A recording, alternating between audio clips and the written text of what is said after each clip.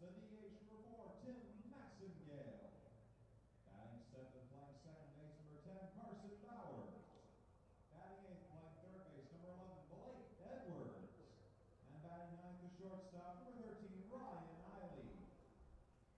Starting pitcher for the Cougars, a 6'1" senior out of Pembroke Pines, Florida, number 19, Mike McGinnity.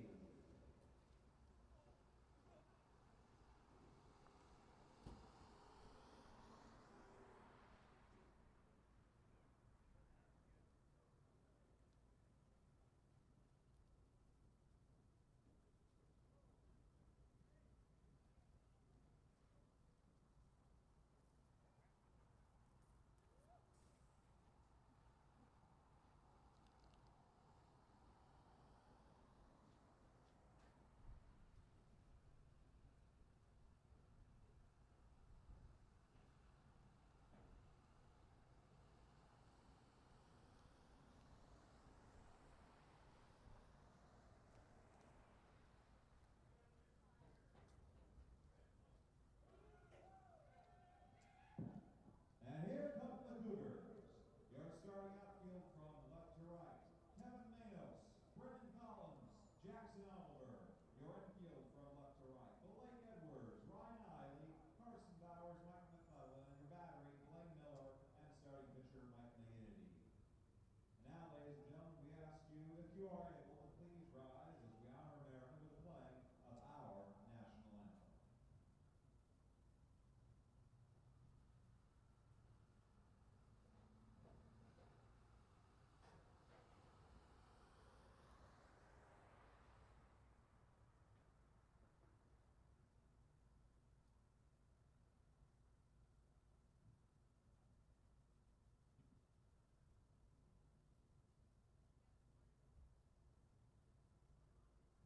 I will have eventually.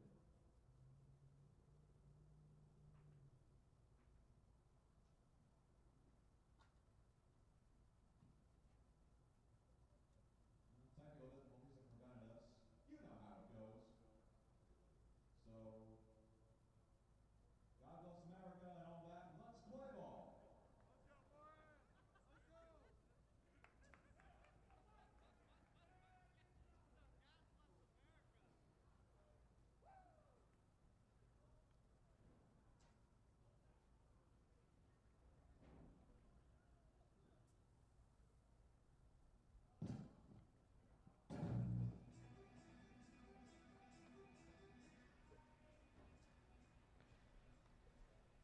The temperatures aren't ideal, but they'll play nonetheless. Hello, everyone. Welcome to Ragsdale Field and Cougar Stadium here on the campus of Columbus State University. Stephen Williams with you on Cougar Sports TV as we get set for Columbus State University baseball. A strong chill in the air as temperatures down in the 30s, even touching the 20s throughout the day here in Columbus, Georgia. But they are going to play through it as the Cougars get set to welcome in a 3-game series with the Mountain Lions of Young Harris College out of Young Harris, Georgia, about 4 hours north of here. Getting set for a 3-game weekend series, 1 today, 2 tomorrow, and the Cougars needing to get back on the right side of things in Peach Belt Conference play. The Cougars will line up like this defensively. It'll be Kevin Manos in left, Brendan Collins in center, Jackson Oliver will play right. Blake Edwards will play third. Ryan Eiley and Carson Bowers up the middle. Mike McClellan plays over at first. Blaine Miller gets the start behind the plate. And Mike McGinnity gets the start on the hill for the Cougars. The senior right-hander, 6'1", 200 pounds, out of Pembroke Pines, Florida, getting the start on the mound. He's 1-0 on the season, making his 4th start of the year. But a 4.60 ERA for him as he looks to turn things around in this, his 4th start. For the Mountain Lions of Young Harris, 5-5 on the season, 2-1 in conference play. Nick Sexton leads things off as he gets set to dig into the batter's box. Zach Odom and Brett Westmoreland, the other two, due up here in the top of the first inning. Zach Wall, Blake Suggs, and Troy Kaiser will hit 4, 5, and 6. Spencer Thomas bats 7th. Jimmy Pinnockhetis hits 8th, and Tristan Smith rounds out the Mountain Lion order in the number 9 spot. McGinnity into his windup. The first pitch just after 4 o'clock here local time in Columbus, Georgia, and we're underway on this Friday afternoon. Already under the lights, cloud cover above. As McGinnity goes into his second pitch, it's fouled straight back over our heads to the left, and it's no balls and 2 strikes. Cougars coming in here after a victory over Valdosta State in non-conference play on Wednesday, a much-needed victory for them. But 7-4 on the year, 0-3 in PBC play after being swept on the road at UNC Pembroke in a really wild series last weekend. They went to UNC Pembroke. The wind was blowing out. It was about 20 degrees outside, and CSU had all kinds of issues pitching and playing defense up there. They hit the ball well, but really struggled in every other aspect of the game. First strikeout of the night on the opening hitter for Mike McGinnity as the Cougars toss it around the field, and there's a good start for the senior right-hander.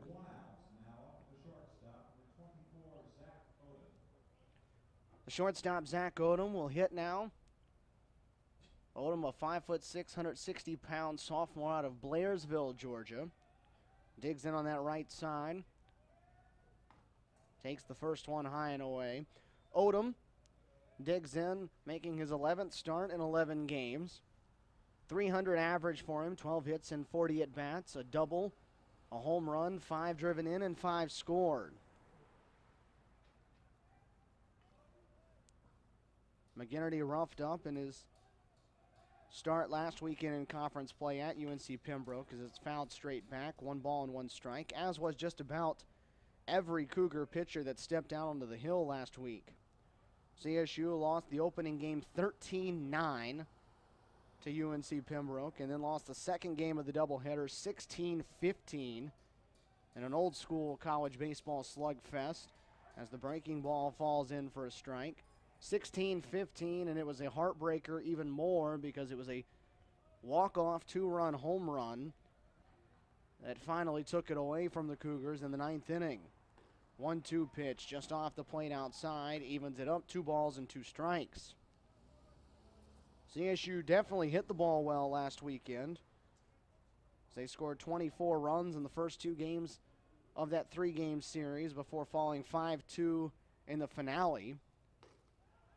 But one of those that you just chalk up, had a bad weekend.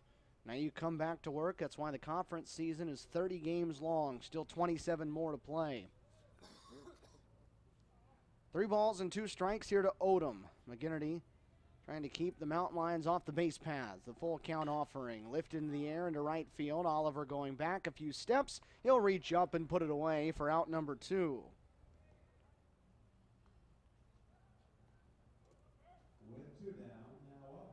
Heavy air, it's cold. You wouldn't expect the ball to jump out of here tonight, but it was freezing up in Pembroke. Ball was jumping out of that ballpark. Wind was contributing factor in that as well as Brett Westmoreland, the designated hitter, big right-handed hitter, steps in. As the leading hitter for this young Harris team, he rolls the first one into the hole. It's short. Eiley on the backhand. Long throw on the money. Gets Westmoreland by a step. Mountain Lions go in order in the first. 1-2-3, a good start to the inning for Mike McGinnity. We head to the bottom of the first. Cougars coming to the plate. Scoreless ball game here at Ragsdale Field.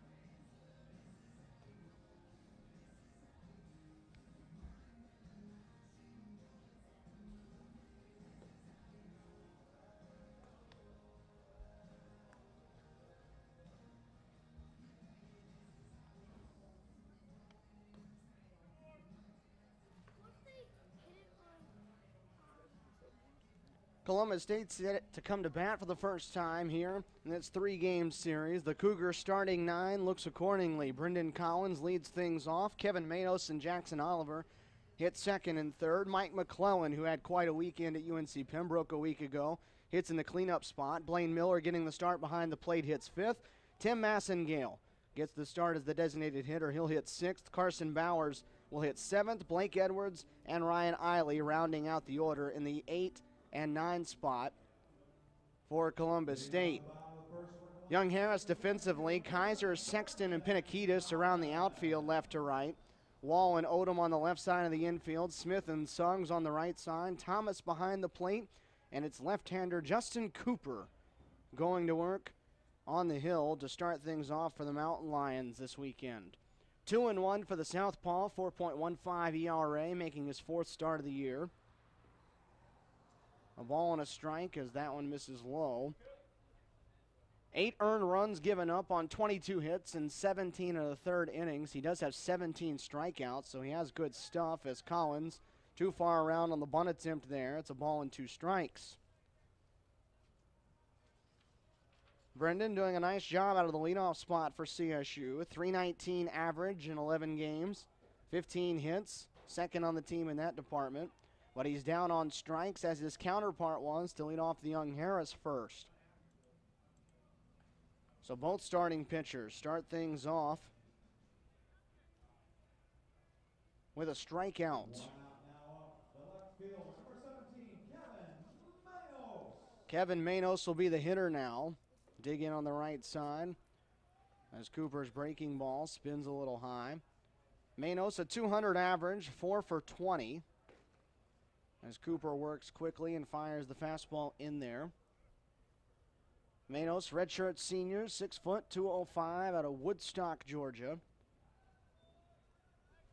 Joined the Cougars this year out of Georgia Southwestern, transferred, sat out last season. Able to be eligible for his final collegiate year this year. And he's ahead in the count here, 3-1. Mountain Lions 5-5 on the season, coming off back-to-back victories, though, as Manos lines this one into right. Right fielder Pinakitis started in, then had to put on the brakes, reaches up to make the grab for the second out. With 2 outs, now batting the right fielder. Jackson Oliver will hit, CSU's top hitter to this point, and really not close. He's hitting .421, nearly 80 points better than anybody else in the Cougar order. 16 hits, leads the team in 38 at-bats as he takes the first one out of the zone for a ball. Has a triple, a home run, has driven in 11, scored 7 runs as the lefty fouls it off. It's a ball and a strike. Jackson, 6 foot, 170 pounds, out of LaGrange, Georgia. Troop High School product. All-conference selection a year ago. Swings through that breaking ball. It's a ball and 2 strikes. Mike McGinnity worked a 1-2-3 inning in his half of the first. And now it's Justin Cooper trying to do the same in the bottom half. The 1-2. Outside, a little up as well. 2 balls and 2 strikes.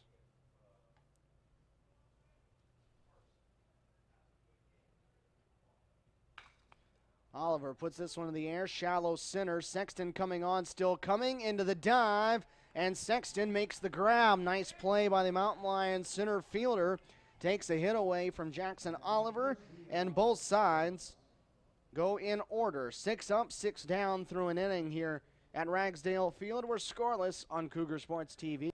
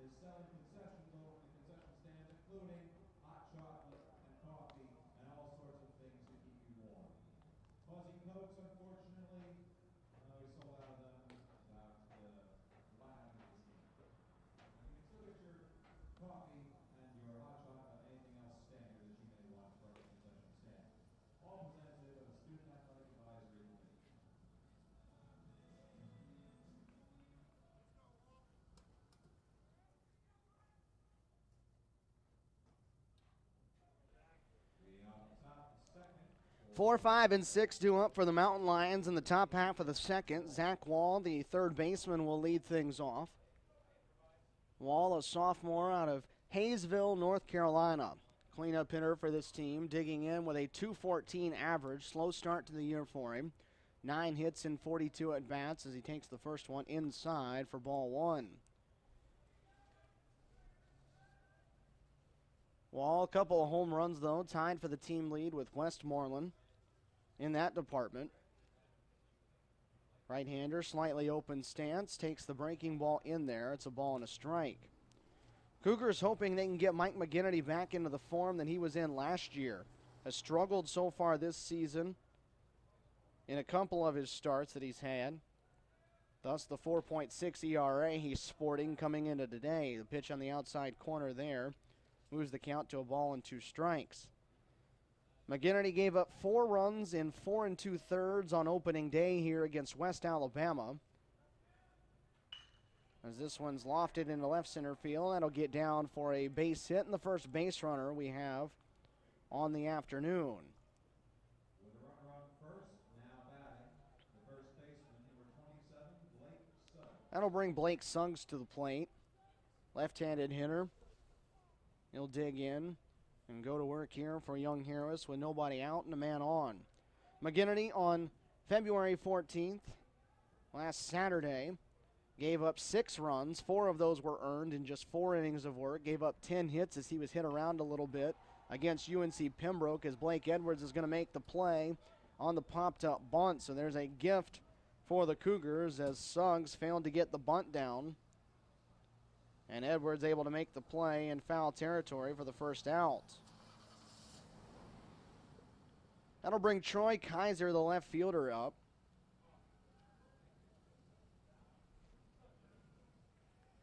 Kaiser, the sophomore from Woodstock, Georgia. Tall, lanky, right-handed hitter.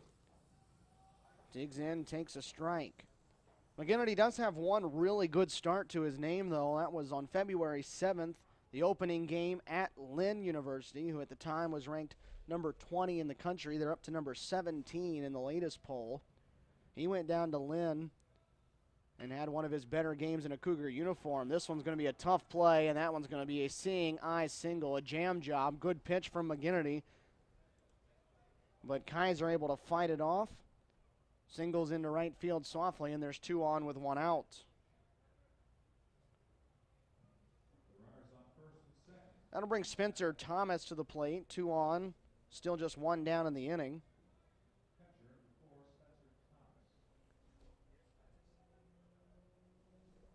In that game at Lynn, though, down in Boca Raton, 7 shutout innings for McGinnity. Struck out 3, allowed just 4 hits, walked 1, in what was a 5-2 CSU victory. So I'm hoping he can channel back into what he did in that one versus how he's looked in his other 2 starts. This one, down the line, they'll slightly give chase, and it'll end up in the Mountain Lion bullpen.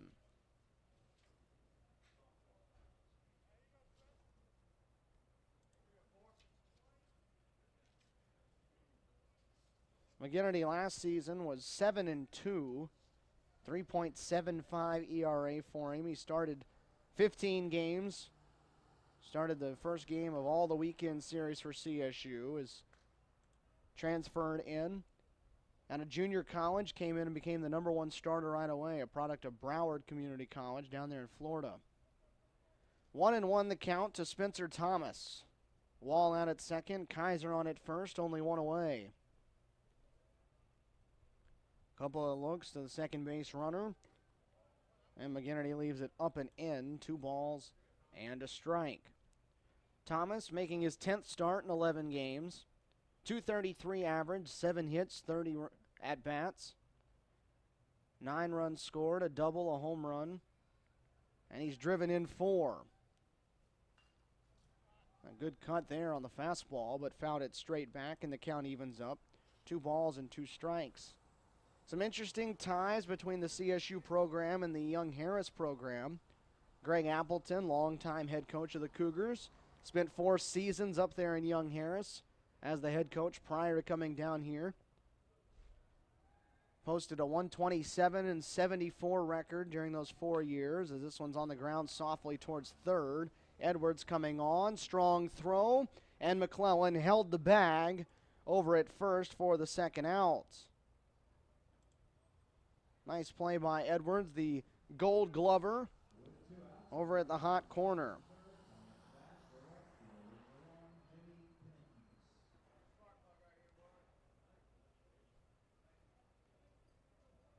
That'll bring Jimmy Pinakitis to the plate.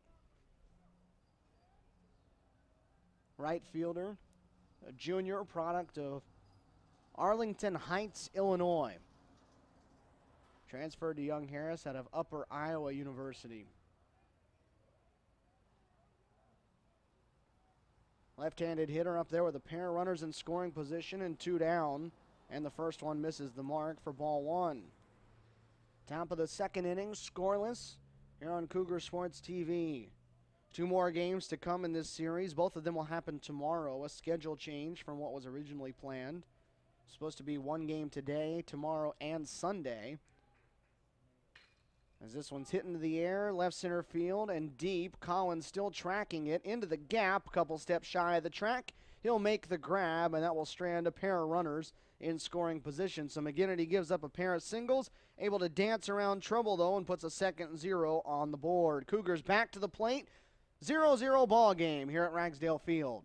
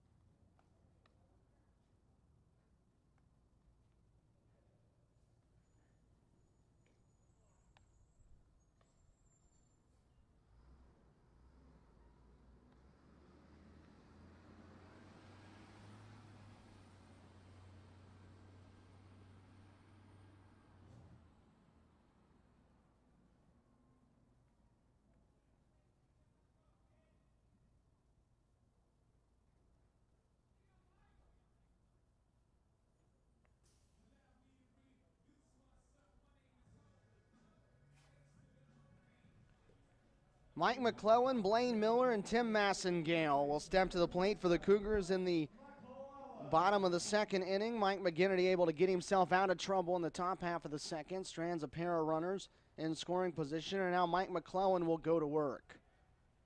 Mike had himself quite the weekend up at UNC Pembroke last week. Homered 4 times in the Saturday doubleheader. Hit a home run in game number 1 and then hit 3 in the second game of that doubleheader. Comes in here with 5 total for the season. It's the second highest number in the Peach Belt Conference. Just 2 back in that department. All kinds of power in this right-handed bat for McClellan as he swings through that one. He's at a 2-1 count. McClellan, the transfer from Georgia Southern University in Statesboro. 6'4" junior, lines this one into left center field. That's going to be down for a base hit. So as Young Harris did to start off their half of the second, it's the cleanup hitter singling into shallow center. And the leadoff man reaches. With a runner on first now, batting the catcher, number 22, Blaine Miller. Blaine Miller will bat now. The first time they'll force Cooper to go to the stretch. The left-hander comes to the plate. This one's going to be chopped through the left side and into left field for a base hit. So a pair of runners on. A couple of singles as that one found the right hole. And Miller reaches. McClellan to second, and there's 2 on with nobody out. With runners on first and second, coming up to bat, the DH, number 4, Tim Massengale. McClellan to second, Miller to first, and Tim Massengale the hitter. Cougars trying to strike first. Tim Massengale, the batter, the designated hitter for CSU, steps in and takes a first pitch strike. Massengale, just a .231 average, 3 hits and 13 at-bats, limited playing time so far for him. Has driven 1 in, has 3 walks as well. The 0-1. This one down the line, and that is a fair ball. Mike McClellan around third. He's going to score. Blaine Miller, they'll put the brakes on him at third. Massengale into second with an RBI double, and the Cougars on the board first, 1-0.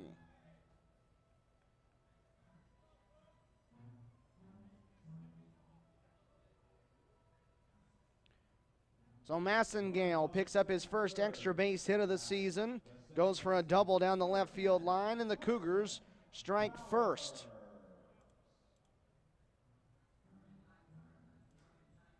CSU on the board, 1-0 over Young Harris, and threatening to get more with Carson Bowers coming to the plate. Bowers, a nice start to his season so far, a .308 average, 12 hits for him, a couple of doubles. He's driven home 7. The Phoenix City, Alabama product. And the count now, 2 balls and no strikes. Tim Massengale with the RBI double. Cougars strike first. This one going down that line again, but out in front of it was Bowers. It's 2 balls and a strike. So Massengale at second, Blaine Miller at third, McClellan the one that came around to score, and CSU is on the board first. 5-2 this season when they strike first. On the ground towards short, that'll get another run home, and there will be no play to be made. Odom made the stop on the slide, backhand in the hole, but it didn't matter, as CSU gets another run in, an RBI base hit on the infield for Carson Bowers. The runners on the corners coming up to bat. The third baseman, number 11, Blake Edwards. So Blake Edwards will be the hitter now. Cougars not done yet, or they hope at least. Edwards up with runners on the corners. And Edwards lines one into left. That's down. It's in front of Kaiser, the left fielder, who will play it on a hop. Massengale will come across the plate to score. And it is 5 consecutive hits for the Cougars to start off this second inning.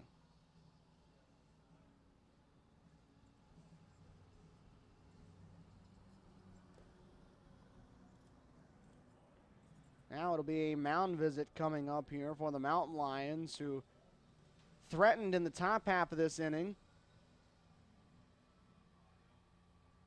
but were unable to score, left a couple runners in scoring position, and now they've given up 5 consecutive hits in the bottom of the second to start the inning off.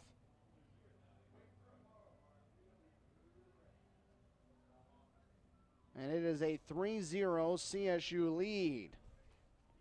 With runners on first and second, now batting the shortstop, number 13,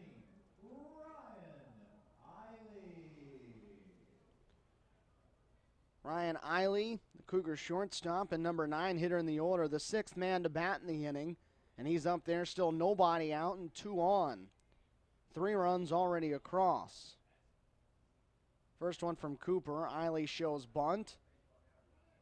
Pulls back, and they've got a runner down off of second base, and Bowers is going to scramble back in.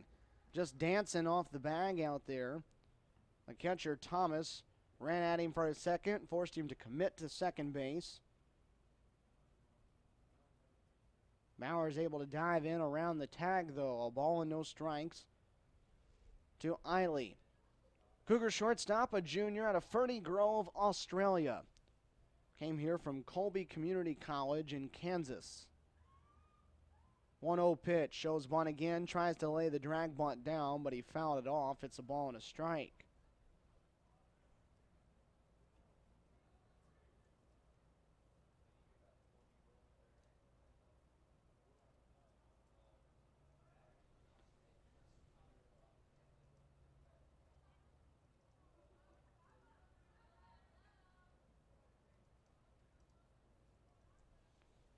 Eiley up there, 1 ball and 1 strike the count. Bowers at second, Edwards on at first. Eiley showing bunt again. Takes this one high, a little bit outside. It's 2 balls and a strike.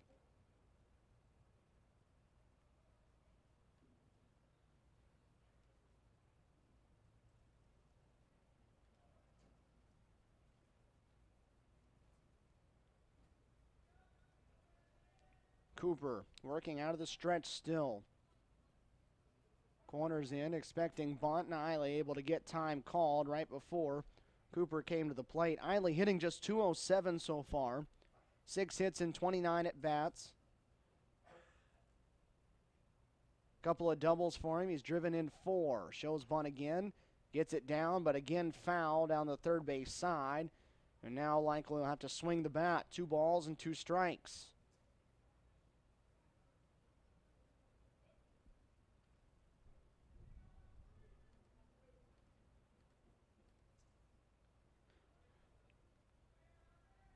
Five straight base knocks for CSU to start off this inning. Cooper looking for his first out, and this one will be right back to him. It bounced up, took some weird spin on it. He'll fire to first, handcuffed the first baseman Suggs, but Suggs able to make the play. Runners will advance up, so it worked as a sacrifice. Eiley will just take an 0 for 1 for it. With 1 out and runners on second and third, coming up to bat, the center fielder, number 7, Brendan Collins. Brendan Collins will bat with 1 out and 2 on, both in scoring position now. A chance to really help blow this game open here for the Cougars. Collins went down on strikes, leading off the Cougar half of the first. Getting to bat again here in the second as CSU now has sent 7 men to the plate. In the dirt, 2 balls and no strikes. Collins out of Fort Myers, Florida, in his second season at CSU after a couple of years at the College of Central Florida. This one straight back over our head, 2 balls and a strike.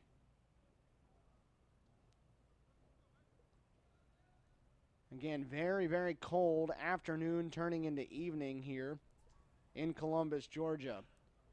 Lots of jackets and blankets out in full force in the stands for those that decided to brave it here at Ragsdale Field.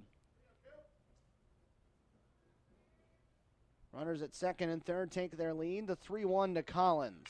On the ground is short. This will get another run home. Fielded cleanly by Odom. The throw to first in time to retire Collins. A run comes in to score, and it's 4-0.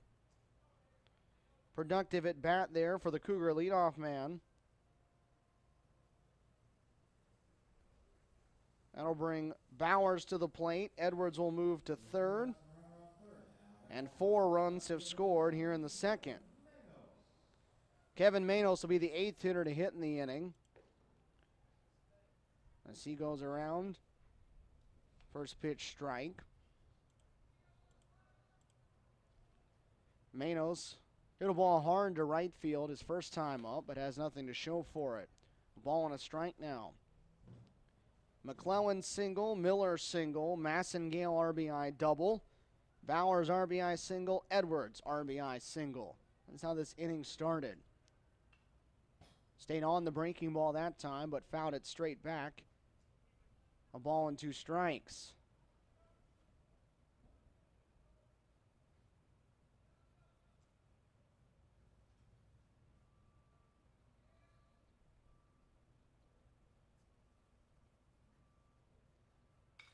Manos reaches out, and he'll stay alive as he'll spray this one out of play over the concession stand. 1 ball and 2 strikes. Cougars with 4 runs on 5 hits in the inning, trying to avoid leaving a runner at third here. Inside corner and a called strike 3. Good pitch that time from the southpaw will get him out of a long second inning. The Cougars, though, send 8 to the plate. 5 of them pick up hits. 4 come across to score. And after 2, Columbus State out to a 4-0 edge here on Cougar Sports TV.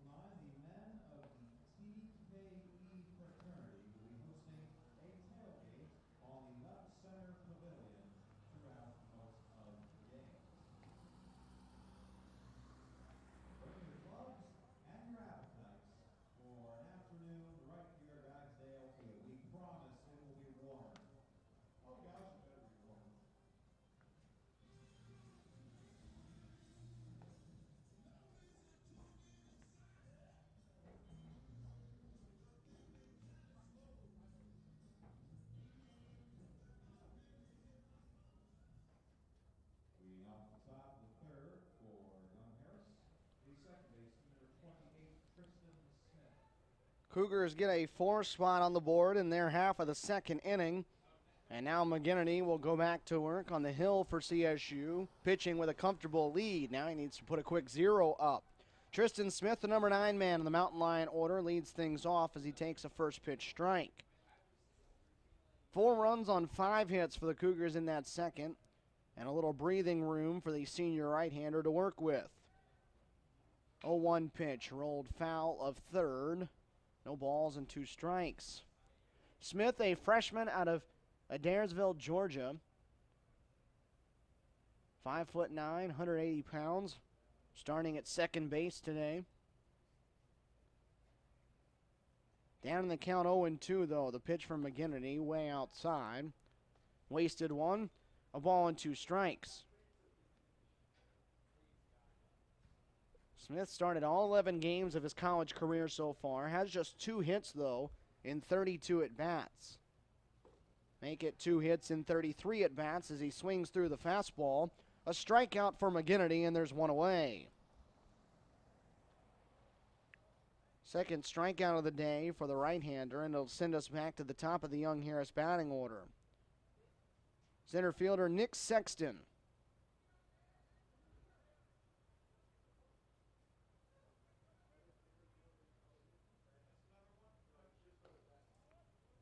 Pitch is high and away, a ball and no strikes. Sexton struck out leading off the game. Was the only other strikeout prior to the one that Smith just picked up. 1-0 pitch on the outside corner. And in there, it evens things up. 1 ball and 1 strike. Young Harris threatened with a couple of runners, a couple of base hits in the top of the second inning. Unable to cash in, though, as Sexton puts a good hack on it, fouled it back. It's a ball and 2 strikes. CSU 7-4 on the season, 0-3 in Peach Belt Conference play. It's odd to look at the PBC standings right now, as some of the blue bloods of the conference, baseball-wise, sitting on the bottom end of it. Peach Belt Conference standings right now: Columbus State, USC, Aiken, and Lander. 3 of what have been powerhouses. All 0-3, all of them swept in their opening Peach Belt Conference series. The 2-2 lifted in the air, foul, third base side, and that will be out of play. It'll stay 2 balls and 2 strikes. Flagler was able to sweep Lander down there in St. Augustine last weekend, and Armstrong ran the gauntlet through USC Aiken. It's again fouled off, this time first base side, and the battle ensues.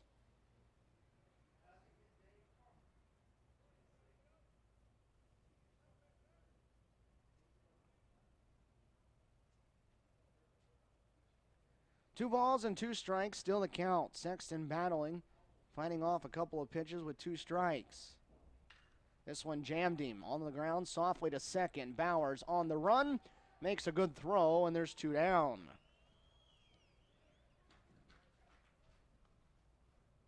Nice play by the Cougars' second baseman. The first 2 hitters retired, and that'll bring Zach Odom to the plate.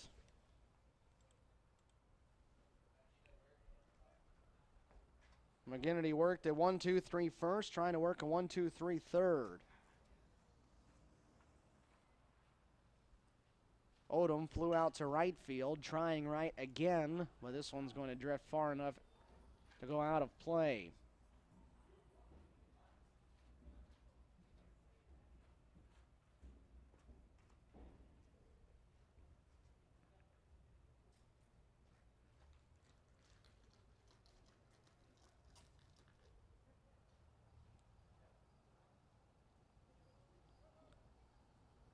Under the lights with all the cloud cover we have, the 0-1, high and outside, a ball and a strike.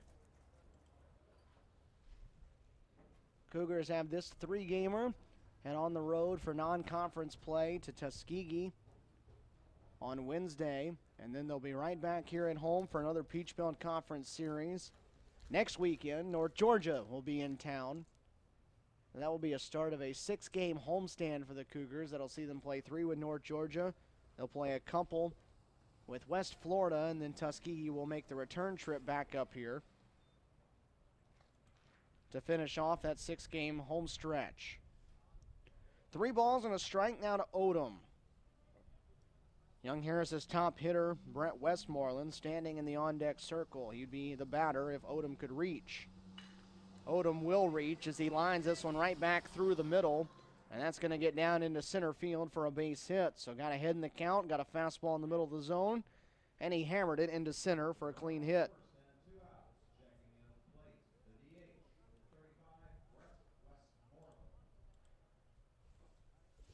So Odom with a little 2-out hitting keeps the inning going here for the Mountain Lions.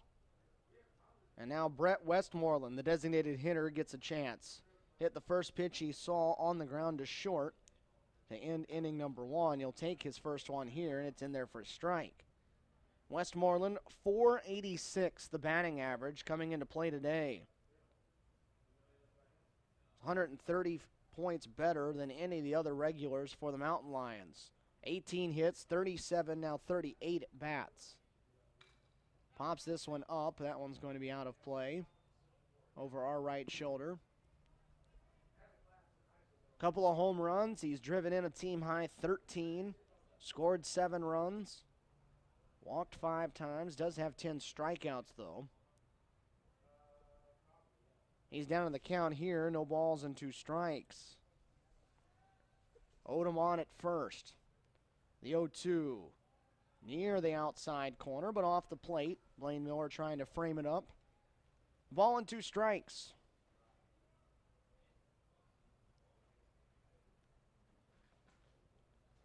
Young Harris, not a team that runs very often, just 5 stolen bases in 10 games so far. The 1-2, outside again, 2 balls and 2 strikes. 5 for 8 are the Mountain Lions, and Odom over at first is the only one who's stolen more than 1 base. He is 2 for 3 on the year. 2s across the board, 2 balls, 2 strikes, and 2 outs. Top of the 3rd inning, Cougars up by 4. Odom takes off early, and McGinnity had him caught off, but the umpires are going to stop things and say that the right-hander balked. So runner took off early, and that caused McGinnity to balk, and he'll give up a free base.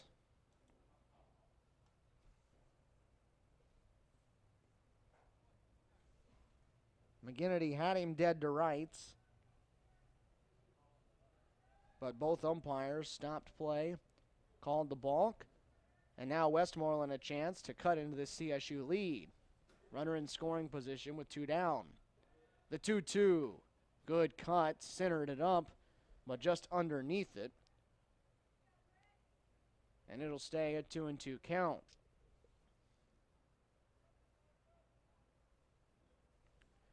Four runs in the bottom of the 2nd inning.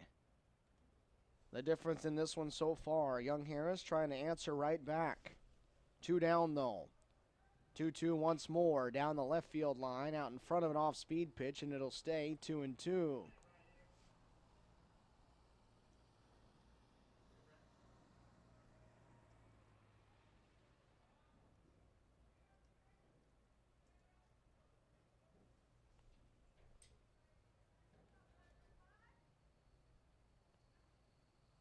Odom with his lead, not really being held on. The 2-2, trying to go inside this time, missed. Backed Westmoreland off the plate a little bit, and the count goes full. Zach Wall waiting his chance in the on-deck circle.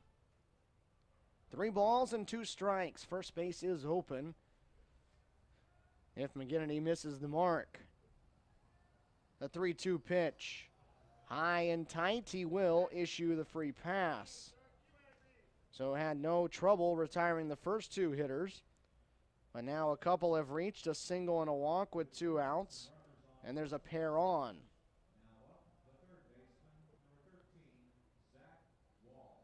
That'll bring Zach Wall to the plate. He singled into center field leading off the second inning. Made it all the way around to third, and then he was stranded there. Hits the first one high in the air, deep to left field. Manos to the track, reaches up, and that ball gone.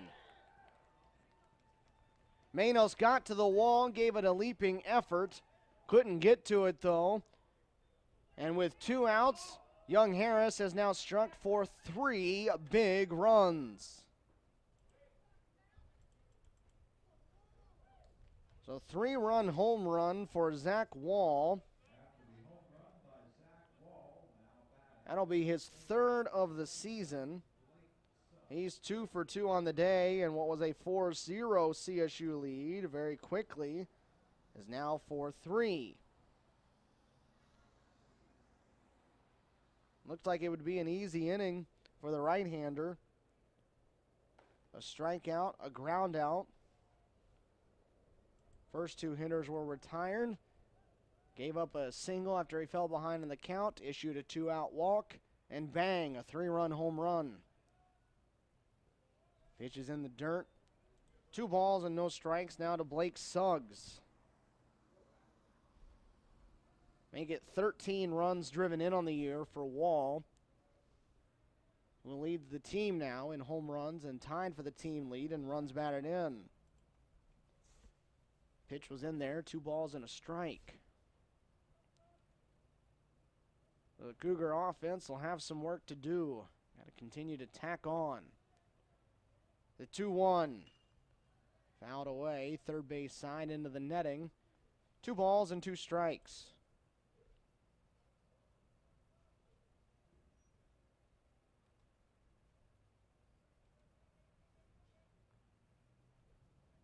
Left-hander crouches down, slightly open stance. 2-2. Doesn't hit the zone. Close, but not a called strike, and it runs full.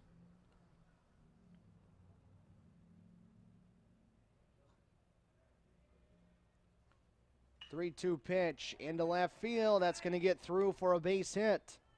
Opposite field knock for Blake Suggs, and that's 4 straight that have reached against the right-hander here with 2 outs. With a runner on first and 2 outs.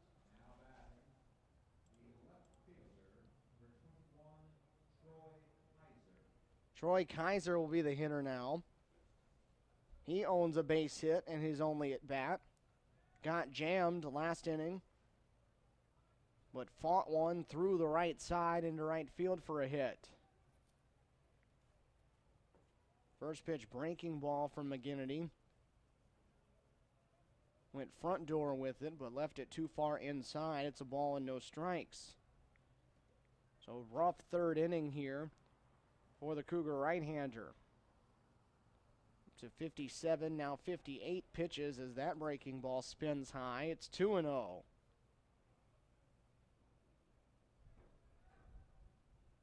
So this not helping out McGinnity's ERA that was already at 4.6 coming into today. 2-0 pitch. Swinging away was Kaiser, and he fouls it off. 2-1.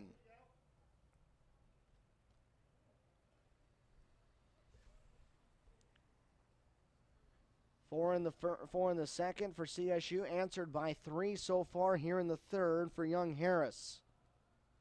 5 hits apiece. The 2-1 took something off of it. Good change up there from McGinnity. 2 balls and 2 strikes. 4 straight have reached. A single by Odom, a walk to Westmoreland, a home run for Wall, and a base hit for Suggs.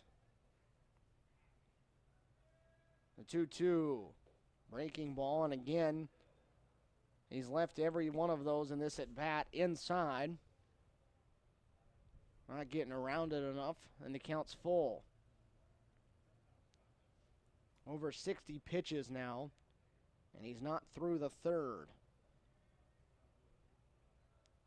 The 3-2, runner on the move, but a strikeout for McGinnity as he gets Kaiser to swing and miss. A couple of strikeouts in the inning for McGinnity, but a 2-out rally for the Mountain Lions. Puts 3 runs on the board with 1 swing. Zach Wall makes this a 4-3 game. Cougars lead cut to 1 as we head to the bottom of the 3rd inning.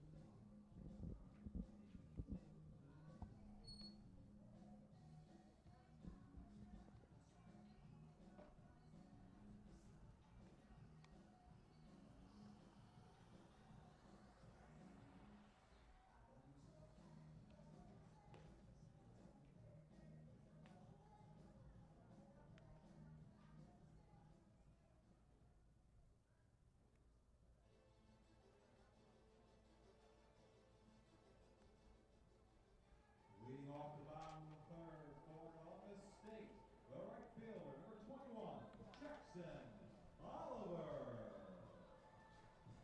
Cougars get 4 in the 2nd. Young Harris gets 3 in the 3rd, and now the Cougars go back to the plate. Jackson Oliver to lead things off. Takes the first pitch from Cooper away for ball 1. So now the offense has to go back to work and try to add some more to it. Oliver hits this one off the glove of Cooper up the middle. The shortstop Odom coming over in front of the bag makes a nice play for out number 1.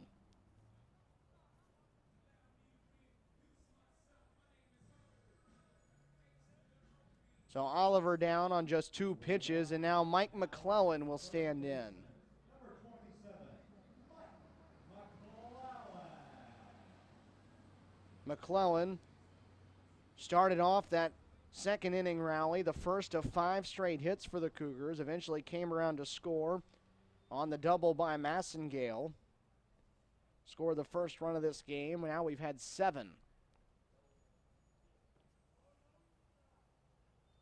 McClellan, they'll appeal down to first. He didn't go around, says our first base umpire. 2 balls and no strikes.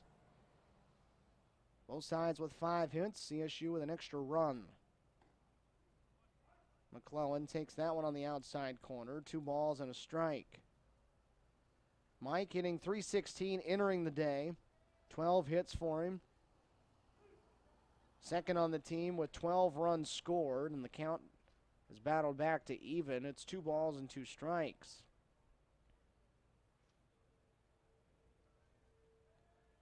Cooper winds the 2-2. This one driven into left field, but they were playing deep and had it positioned perfectly. Kaiser deep out there in left field, couple steps shy of the track, barely had to move. And McClellan a tough second out. With 2 outs, now batting the catcher, number 22, Blaine Miller. Blaine Miller will bat now, 2 down, and the base is empty. Fights this one off towards second. Good break on it by Smith. He'll make the play on the right side of the infield, and it's a 1-2-3 inning for Cooper. So his offense gives him 3. He puts a quick 0 on the board. And the Mountain Lions come back to the plate, trailing 4-3 against CSU after 3 here on Cougar Sports TV.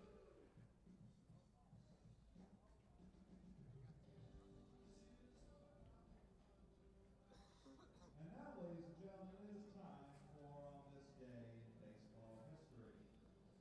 With the Steve Miller Band singing Take the Money and Run, we have a few instances of players and or teams taking the money and running.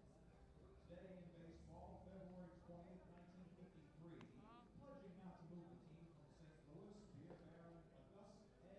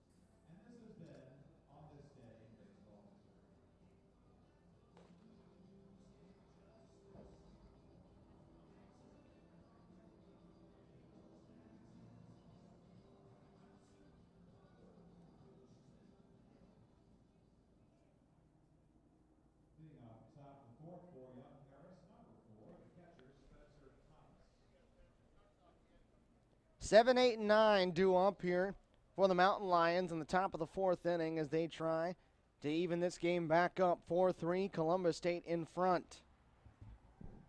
Spencer Thomas starts things off. He takes the breaking ball. It's in there to start it off for a strike. 0-1 the count. McGinnity trying to get back into the groove he was in to start this game. That one ricocheted off of McGinnity, and it's a clean single in to right center field. That ball smoked off the bat of Thomas and the leadoff man on. So McGinnity not missing a ton of bats here just lately.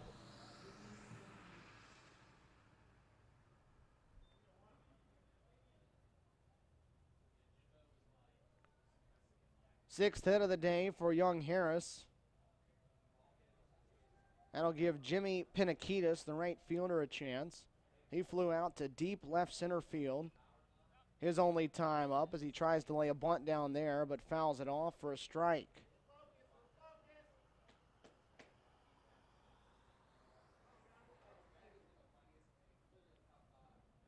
Mike McClellan holding the runner on over at first. Mountain Lions trying to move that runner up, give themselves a chance to tie the game at 4. Panakitis shows bunt again, lays this one down, but again, it's foul. This time a better run at it. But Blake Edwards will come up and touch it dead, and we'll see what the Mountain Lions choose to do.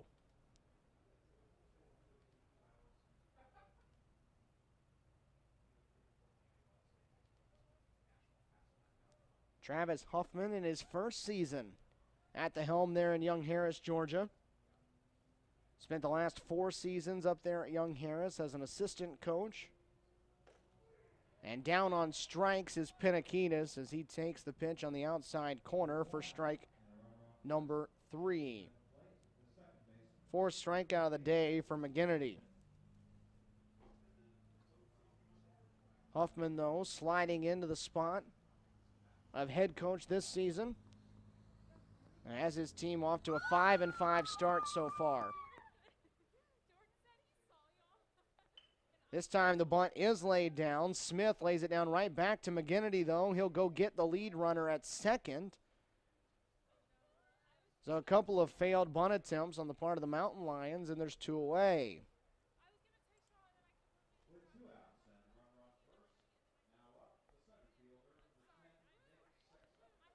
Good job by McGinnity there to field his position.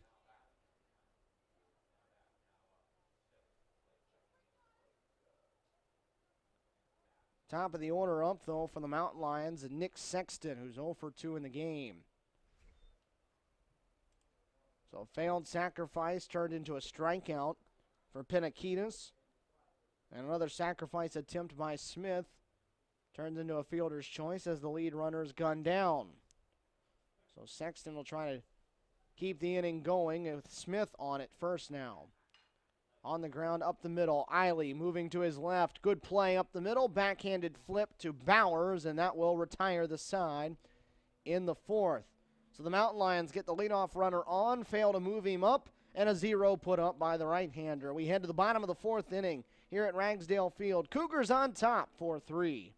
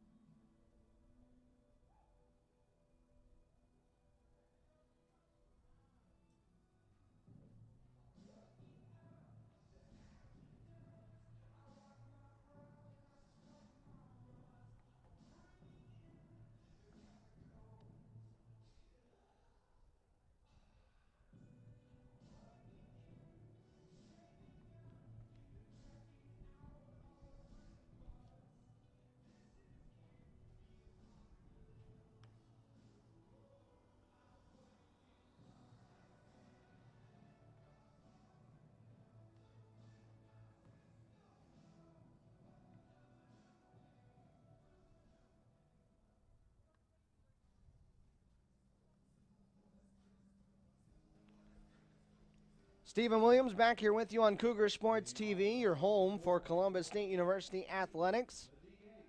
4-3 Columbus State on top of Young Harris, first of a 3-game Peach Belt Conference series. here from Ragsdale Field in Columbus, Georgia.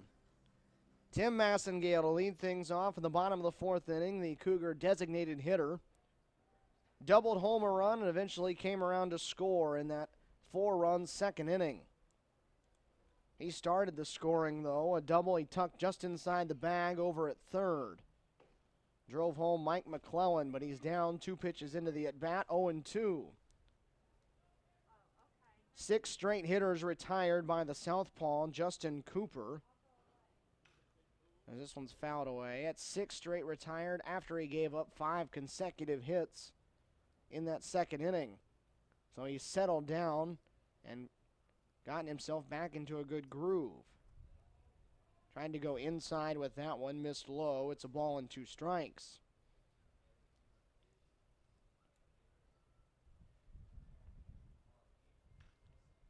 Massengale fights it off over towards the Cougar dugout, and he'll stay alive. Cougars, of course, were swept, as we mentioned, in conference play last week. Young Harris took 2 out of 3 in their opening conference series. Massengale able to stay back. It's a 2-2 count. Young Harris took on Georgia Southwestern in its opening conference games of the season. Went on the road to Americus, lost the opening game last Saturday of a doubleheader 3-1. Battled back, though, to salvage a split to the doubleheader. Needed 12 innings to do so, though, as Massengale pops this one up into right field. Penakita settling under it, still drifting towards the gap. Wind playing with it a little bit, but he has it for the first out. So good at bat by Massengale, but nothing comes of it, and it'll bring Carson Bowers to the plate. Bowers singled home a run, an infield single for him in the hole at short. He'll try to break a string of 7 straight retired. 12-inning victory for the Mountain Lions, though, 5-2 in the second game of that doubleheader, and then bounced back in the series finale. Picked up a 7-5 victory in the rubber game of the series, and ended up moving to 2-1 in conference play. This one hit in the air and driven to left center field. Looking up, that ball is long gone. Carson Bowers gets all of that one, hits it up under the pavilion out there at the Cunningham Center in left center field, and that is a solo home run for Carson Bowers. So Bowers' great start to the season continues as he crushes that one out of here. No doubter for the Cougar second baseman, his first of the season, and give him now 9 runs driven in.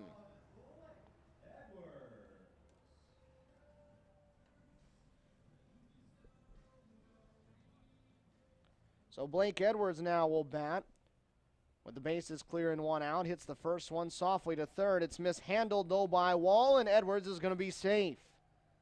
Wall had it go in and out of the glove, and Blake Edwards is going to reach with only 1 out.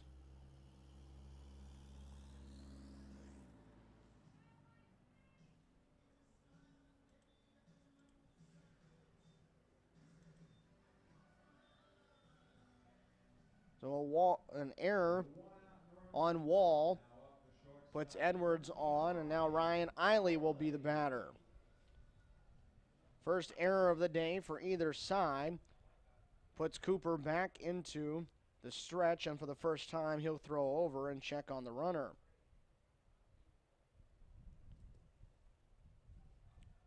So 6 hits aside, 5-3, Columbus State though in front. Eiley pushes the bunt towards first, going to make the left-hander field it for himself, and he will do so. He'll flip on to first, and Eiley is down for the second out, but the runner moved into scoring position. Not a bad idea with a left-hander out there. Didn't get far enough away from the pitcher, though. It'll go for a sacrifice.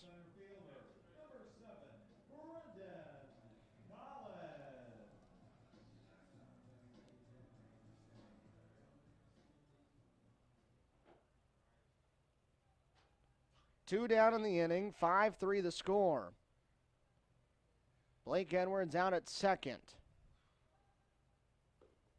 Pitch to Collins, misses the zone.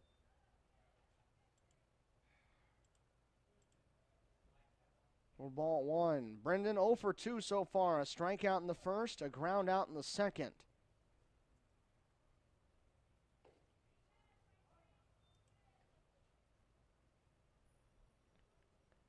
It's not been the top of the order that's given any issues to Justin Cooper. The 1, 2, and 3 in the CSU batting order, a combined 0 for 6 so far.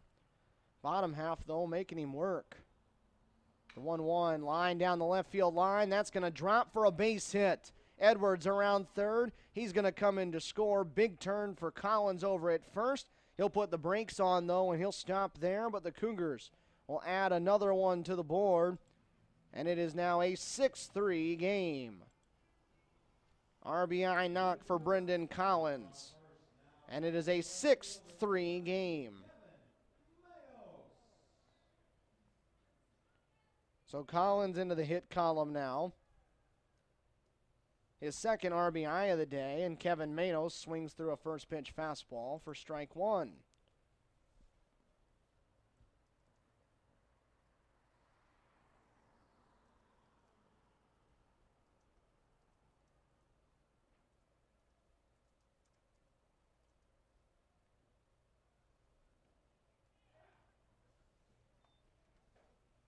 Second pitch in there as well. No balls and 2 strikes. 2 runs in, a solo home run by Carson Bowers. An error allowed Blake Edwards to reach, so an unearned run coming in to score there. On the Collins RBI single. Collins on the move here. Manos had to fight it off with 2 strikes, and so Collins will have to retreat back to first.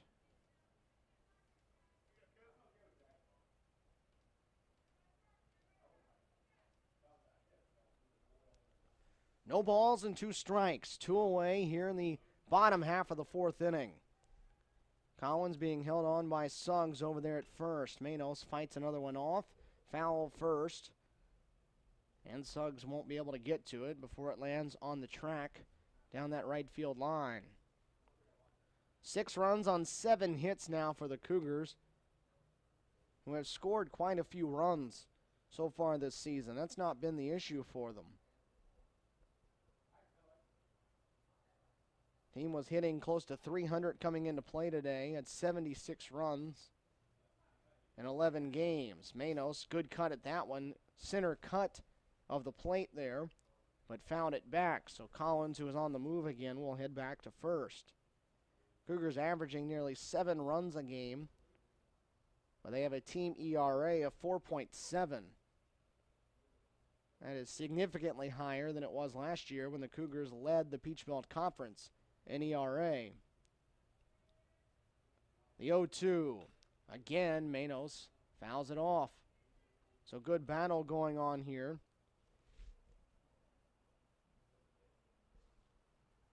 Manos, the Cougar left fielder, seeing quite a few pitches here in his at bat of the 4th. Flown out to right, is also struck out, went down looking in the second. They have Collins picked off at first. The throw over, though, is not going to be in time. The shortstop, Odom, didn't cover the bag up quick enough. Suggs had to hesitate, and Brendan Collins is going to swipe second. Collins off on first move there with the lefty, and Odom was late reacting to it, trying to get to the bag at second. Suggs had to hold up his throw until Odom got there, and by that point, Collins was safe. Manos lining it down the line. It's going to be foul, though, so he can continue to fight. Now the runner in scoring position, though, with 2 outs and a chance with a speedy runner out there to add another to the board if you can find the outfield grass. Still an 0-2 count as Manos continues to fight pitch after pitch off. Breaking ball, and guess what? Another foul ball. That went over our right shoulder.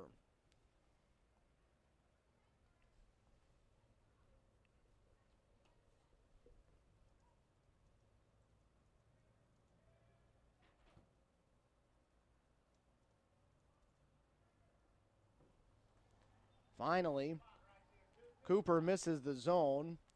Manos able to lay off of it. A ball and 2 strikes. Collins, the runner at second, an RBI single for him. 2 away. Held on out there by the second baseman, Smith. 1-2. Manos fights it off. Got in on his hands that time, but he'll stay alive as he hits it out of play.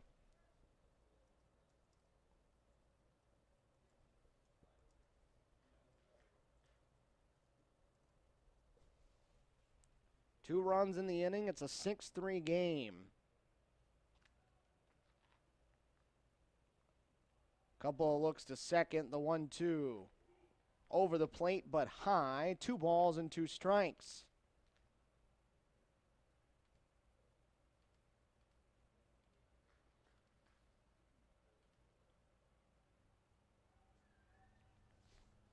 Cooper ready. A look at Collins, the 2-2. Base hit into right field. Good at bat. Collins around third. Here comes the throw to the plate. It'll get through the cutoff. Collins will score without a play, and it is 7-3, and it's fantastic at bat that time for the Cougar left fielder. Very well done by Kevin Manos. With 2 outs and a runner on first. Now batting the right fielder, number 21, Jackson Oliver. Good work by Kevin Manos. He'll drive in a run now. 3 have come across to score. A couple of these are unearned. And it's 7-3 as Jackson Oliver digs in and takes a strike. Cougar bats picking up right where they left off. They put 8 on the board on Wednesday at Valdosta State in an 8-3 victory. They've added 7 more so far through the first 4 innings of this one.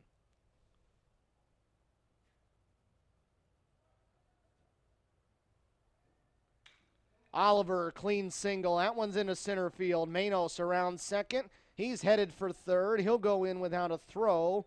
And it's a 9th hit of the game so far for the Cougars as Jackson Oliver has his first.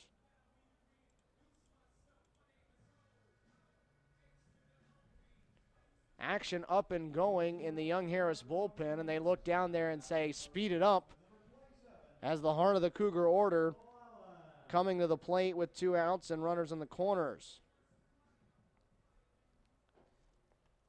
So 3 straight hits for Collins, Manos, and Oliver. And now Mike McClellan will bat. McClellan swinging it well so far in 2 trips to the plate. Stayed on the breaking ball, but fouled it off. He's down 0-1. He singled into center field to start off the second, and then he ripped one into left in the third, but Kaiser, who's again playing him very deep in left, barely had to move. Runners on the corners with 2 down. The pitch from Cooper. Swung on and missed. Got up inside McClellan that time. It's 0-2. Cougars working with Kevin Manos on third. Jackson Oliver on at first. 3 runs already in. Right back to a 4-run game. The 0-2 up high. McClellan able to stay off of it. 1 ball and 2 strikes.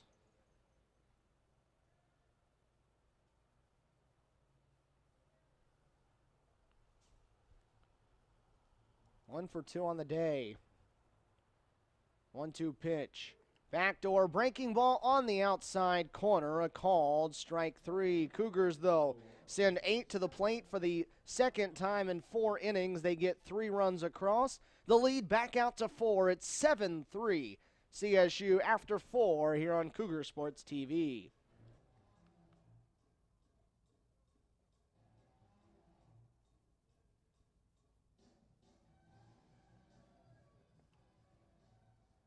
Reminder to fans, once again, of the doubleheader scheduled for tomorrow. Instead of Saturday and Sunday, we will be playing 2 games starting tomorrow at 1 o'clock.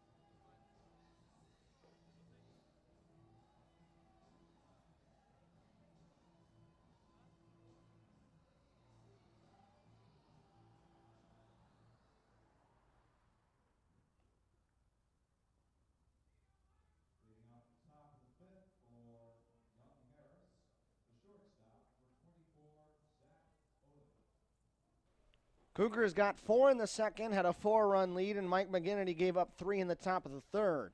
They've added 3 more, so it's back to a 4-run game, and we'll see what Mike McGinnity can do in his 5th inning of work.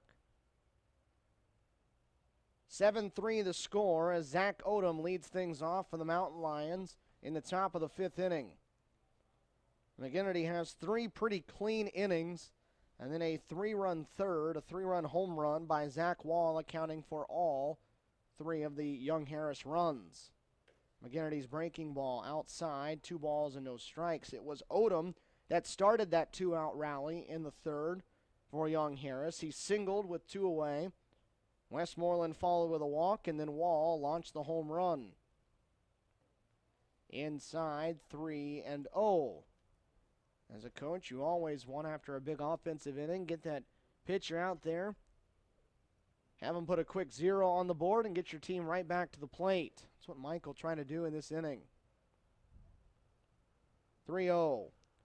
Odom taking all the way. Fastball over the heart of the plate. It's 3 balls and a strike.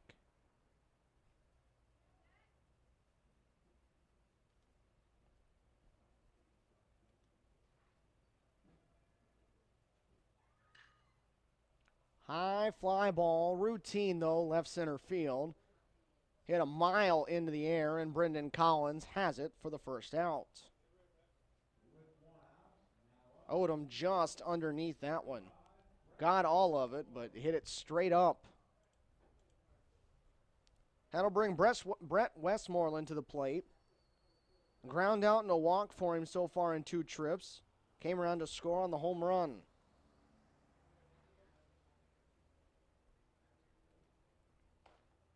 First one, high and tight, taken for a ball.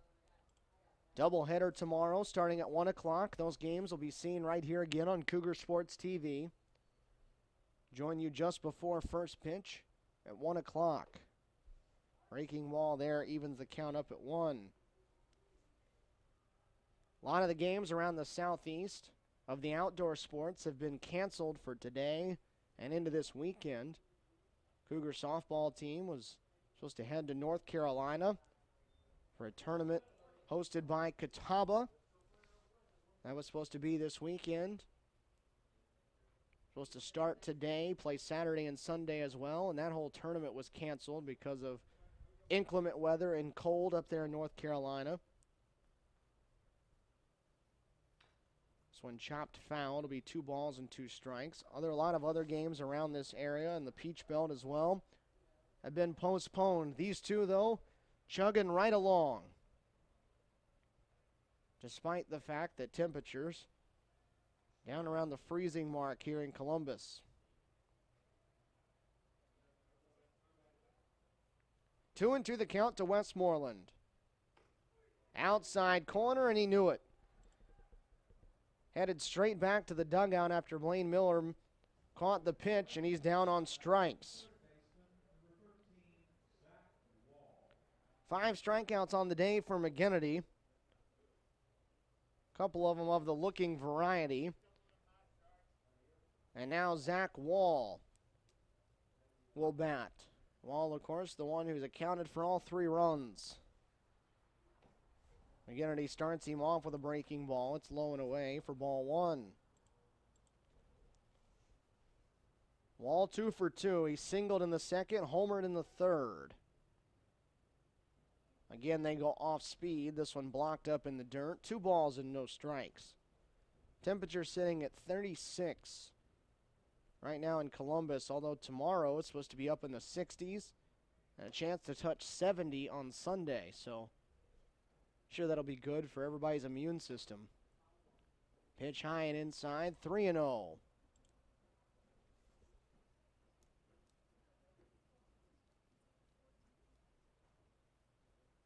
McGinnity winds the 3-0 pitch, and that time nothing close at all for Wall. 4 straight pitches missed the mark, and he's headed down to first with a 2-out walk.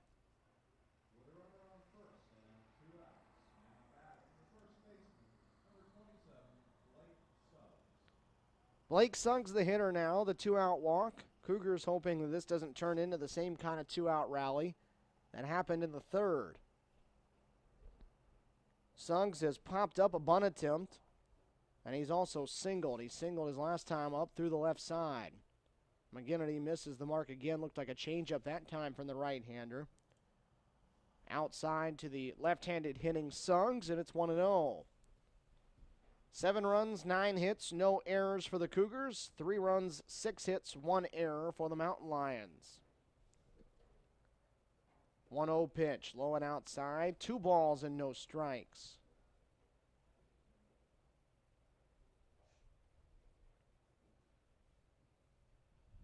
McClellan holding the runner on over at first. Suggs digs back in. McGinnity ready. The 2-0. Misses again. That's 7 straight that have missed the strike zone. And now Blaine Miller will call time and go talk with his battery mate. Pitcher up, right-hander up and throwing. In the Cougar bullpen, looks like Ryan Pisty down the line. You'd imagine that Greg Appleton would like to get McGinnity through this one. That way he can pitch the minimum to put himself in line for the win if possible.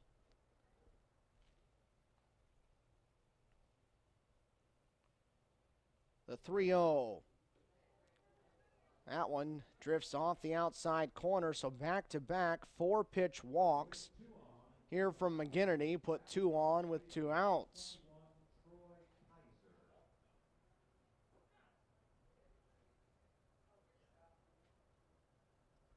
Three walks on the afternoon so far for McGinnity, and Troy Kaiser will hit. Kaiser 1 for 2, a single and a strikeout in his 2 trips to the plate so far. Try to do a little damage again with 2 outs. First pitch, there's a strike, finally breaks a string of 8 straight that had missed. And McGinnity in front of Kaiser 0-1. Young Harris has left runners on in each of the last 3 innings after going 1, 2, 3 in the first. Left 2 on in the second, 1 in the third, and 1 in the fourth. Breaking ball in the dirt. Evens things up and a ball and a strike. All zeros or crooked numbers up on the board so far. 4 spot in the second for CSU, 3 in the third for Young Harris, 3 in the fourth for CSU. Kaiser jammed on that one. Pushes it foul of first. It's a ball and 2 strikes. Chance now, 1 big pitch here for McGinnity. He can strand a couple more base runners and put himself in line to pick up what he hopes is his 2nd victory of the season.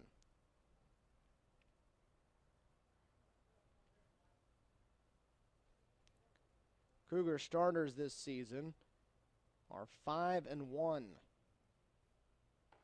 Outside corner, called strike 3. So a called strike 3. Kaiser down on strikes for the 2nd time in 3 at-bats. 2 strikeouts in the inning, give McGinnity 6 on the game, 2 runners stranded, and we're halfway home here in Game 1 of this 3-game series at Ragsdale Field. 7-3, Columbus State on top.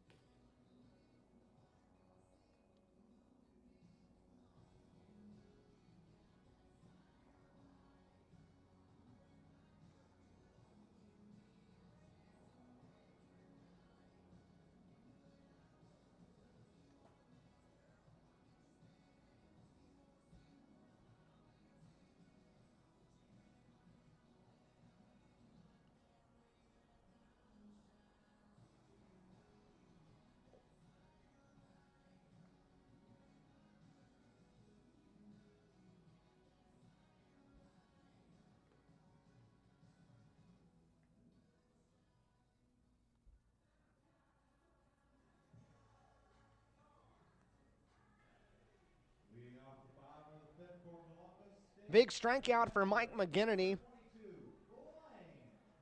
to end the top of the 5th inning. Strands a couple of base runners that he put out there on 4-pitch walks, and now the Cougars will get back up there. They do get the 0 they desired on the board after the big bottom of the 4th inning, and they'll go to work against Justin Cooper in the bottom of the 5th as Blaine Miller Takes quite the hack at the first pitch, but comes up empty on it.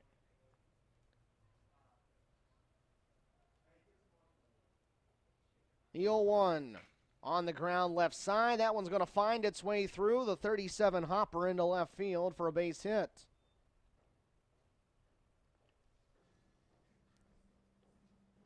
Second hit of the day for the Cougar backstop. He's got 2 hits and 3 at-bats.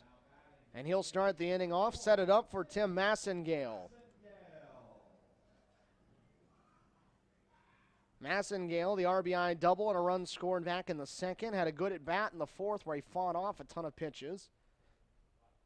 But eventually flew out to right field. And a huge cut there at the first one. The big one-handed follow-through. Unable to make contact. 7-3 the score. Cougars up by 4. Opening game of this 3-game Peach Belt Conference Series. The 0-1 to Massengale in the dirt. Good stop by Thomas to keep it in front of him. It's a ball and a strike. While the Cougars and Mountain Lions play tomorrow here at a doubleheader at Ragsdale Field, Cougar and Lady Cougar basketball teams be on the road in Dahlonega, Georgia. They'll head up to North Georgia tomorrow, 1:30, 3:30 tip-off from Memorial Hall, CSU in North Georgia. Cooper after a throw to first, a long pause, and time called at the plate by Massengale. Lady Cougar basketball team, after a victory on Wednesday at Montevallo, is now out to 25-1.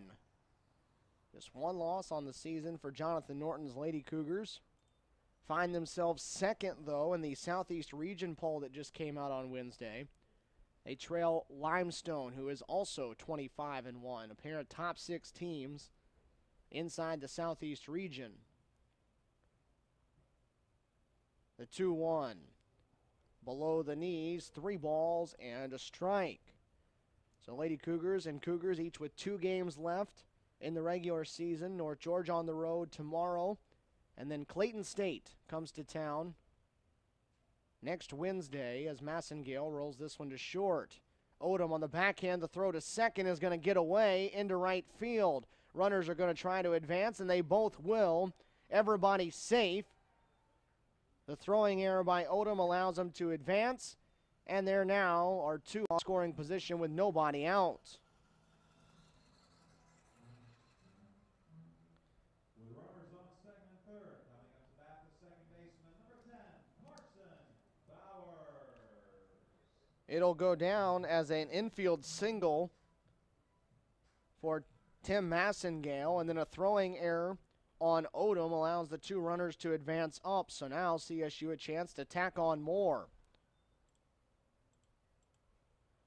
And now time will be called, and we'll see if this is the end of the line for Cooper.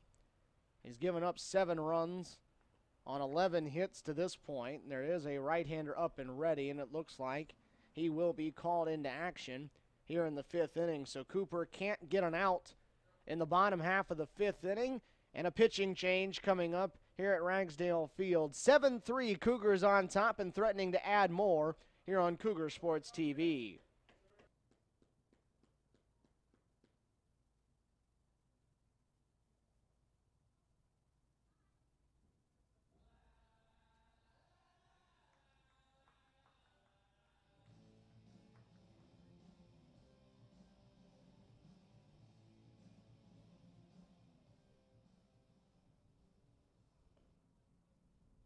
Your attention, please. The new pitcher for Young Harris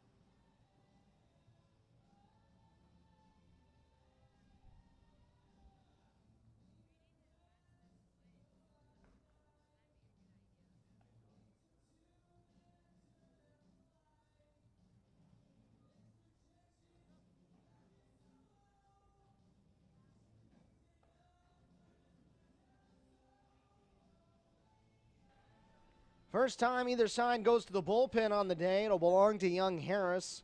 Justin Cooper's day is done, and instead they will call on Dylan Jabot. Jabot, a 6'1", 220-pound right-hander, a freshman out of Flowery Branch High School in Flowery Branch, Georgia.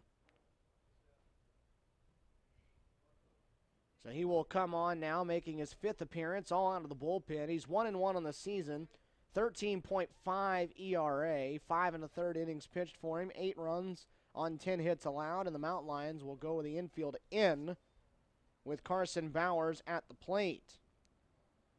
Blaine Miller single to lead off the inning. Tim Massengale reaching on an infield single. Then you combine it with a throwing error by the shortstop Odom, and they're at second and third with nobody out. Pitch is high, 2 balls and no strikes. Cougars already with a 7-3 lead, trying to add on here in the bottom of the 5th inning. Cooper responsible for the 2 runners on base. Bowers takes a hack at the 2-0 pitch, and he fouls it back. It's 2-1. Carson on the day, a perfect 2 for 2, and his last one was a big one. He singled home a run and scored in the second. Last time up, hit a no-doubter just to the left of the St. Francis side on the light pole out there in left center field. Breaking ball spins away. It's 3-1.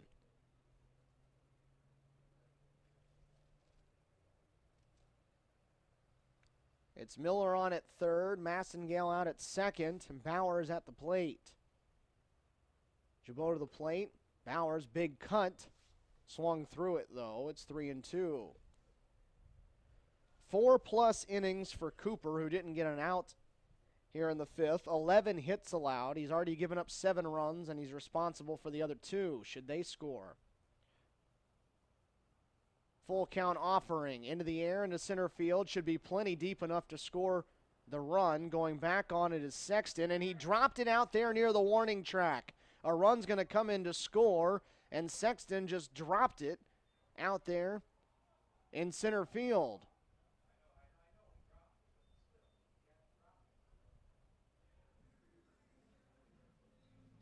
Sexton trying to say that he dropped it on an exchange. Has his hands up in the air out there. Field umpire, though, called it safe. And there's no argument right now from Travis Huffman, the young Harris head coach. So the 2-base error keeps him at second and third, still with nobody out. And it's now an 8-3 game as Blake Edwards watches the first one outside for ball 1. So odd play there as Sexton unable to make it. It's a 3rd error charged to the Mountain Lions so far in the first 5 innings. Inside to Edwards. 2 balls and no strikes. Edwards singled home a run in the second, reached on an error and scored in the 4th.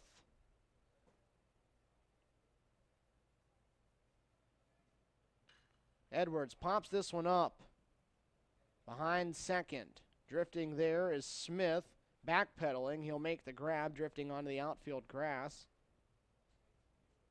That'll be the first down of the inning. So Edwards unable to move the runners up.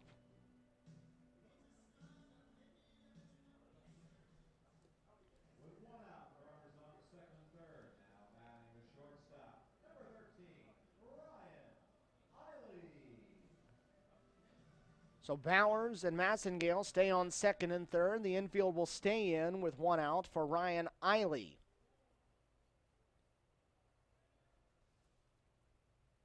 Eiley waves at a first breaking ball, and he's down 0-1. He's the only Cougar in the order that does not have a hit today. The other 8 all have hits.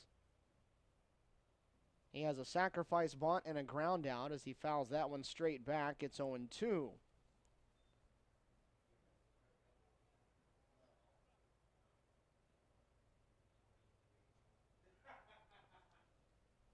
One away in the inning, already a run in. CSU trying to tack some more on as they found out at Pembroke you can never have enough runs. This one off the drawn in infield, the glove of Smith and into center field. A run will come in to score. Bowers, who had to hold and see it through, heads to third.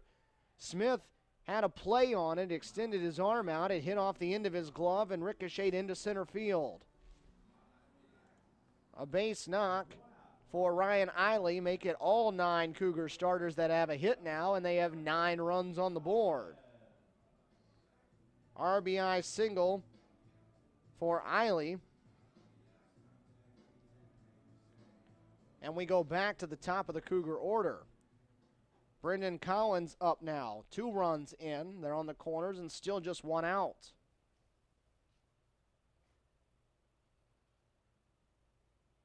Brendan starts to show bunt.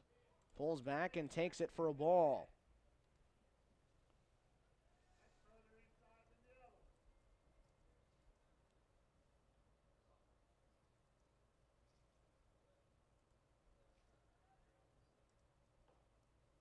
They'll pick behind the runner over at first, and Eiley will scramble back in. The throw from Thomas wide of the bag.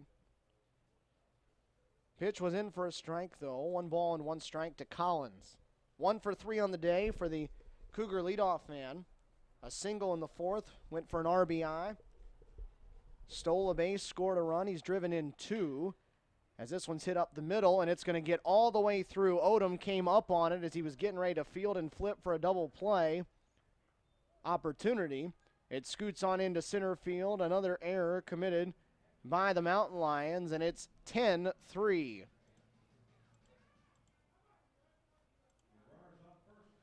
So Young Harris giving Columbus State all kinds of free opportunities here. Be a fielder's choice and an RBI for Brendan Collins. That'll be the 3rd that he's driven in on the day. And Kevin Manos bats as the first one. Buzzes the tower a little bit for ball 1. Another crooked number inning for CSU, who's now had a 4-run second, a 3-run 4th, and a 3-run 5th.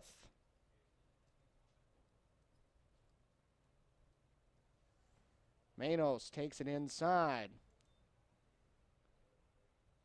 2 balls and no strikes.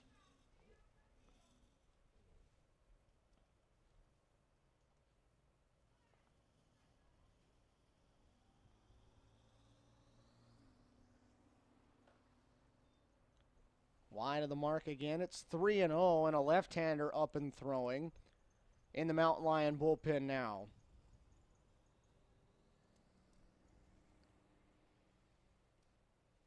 Already 3 errors in the inning committed by Young Harris, and there is a 4-pitch walk. Everybody will advance 90 feet, and the bases are loaded for the 3-man in the Cougar batting order. With the bases loaded and 1 out. Now up the right fielder, number 21, Jackson Oliver. Jackson Oliver will be the hitter. Eiley at 3rd, Collins at 2nd, Manos on at 1st.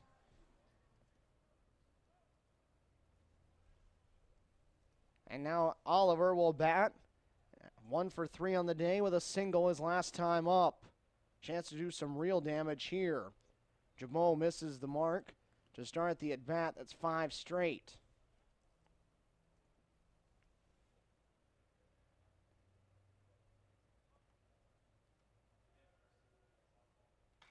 Oliver down the line, ripped, but over towards the Young Harris bullpen. And it's a ball and a strike. Jackson was tied for the team lead in RBI coming into the day with 11.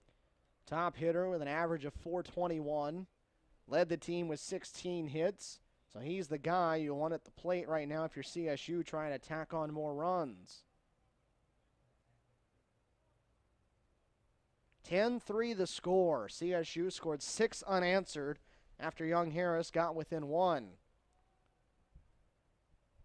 And hoping that they're not done. 12 hits on the day. The 1-2 to Oliver. Weak swing at that one. Didn't have to chase him down. First base occupied. And Oliver down on strikes. First strikeout of the appearance for Jabot since he came out of the bullpen. And the Cougars have now batted around as the ninth hitter to hit in the inning. Stamping to the plate now, Mike McClellan with the bases loaded, working on a 1-for-3 afternoon. Single back in the second. Takes the first one, middle half in.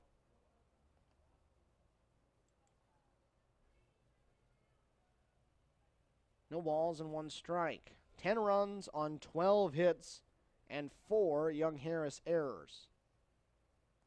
McClellan stings this one. Short, gets through a diving Odom. 1 run in. Here comes Collins. 2 will score. 12-3 CSU. Mike McClellan tacks on 2 more.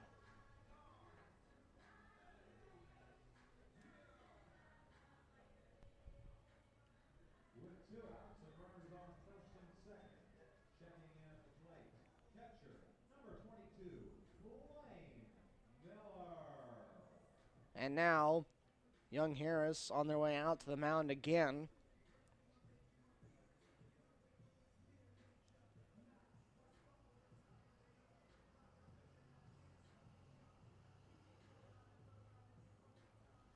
And this is going to be the end of the line for Jabot, so he's able to get 2 outs. But they're going to have to go to the bullpen once more. 5 runs already in. Young Harris headed back to the bullpen for a new pitcher. We'll tell you who it is in a second. 12-3, Cougars in front.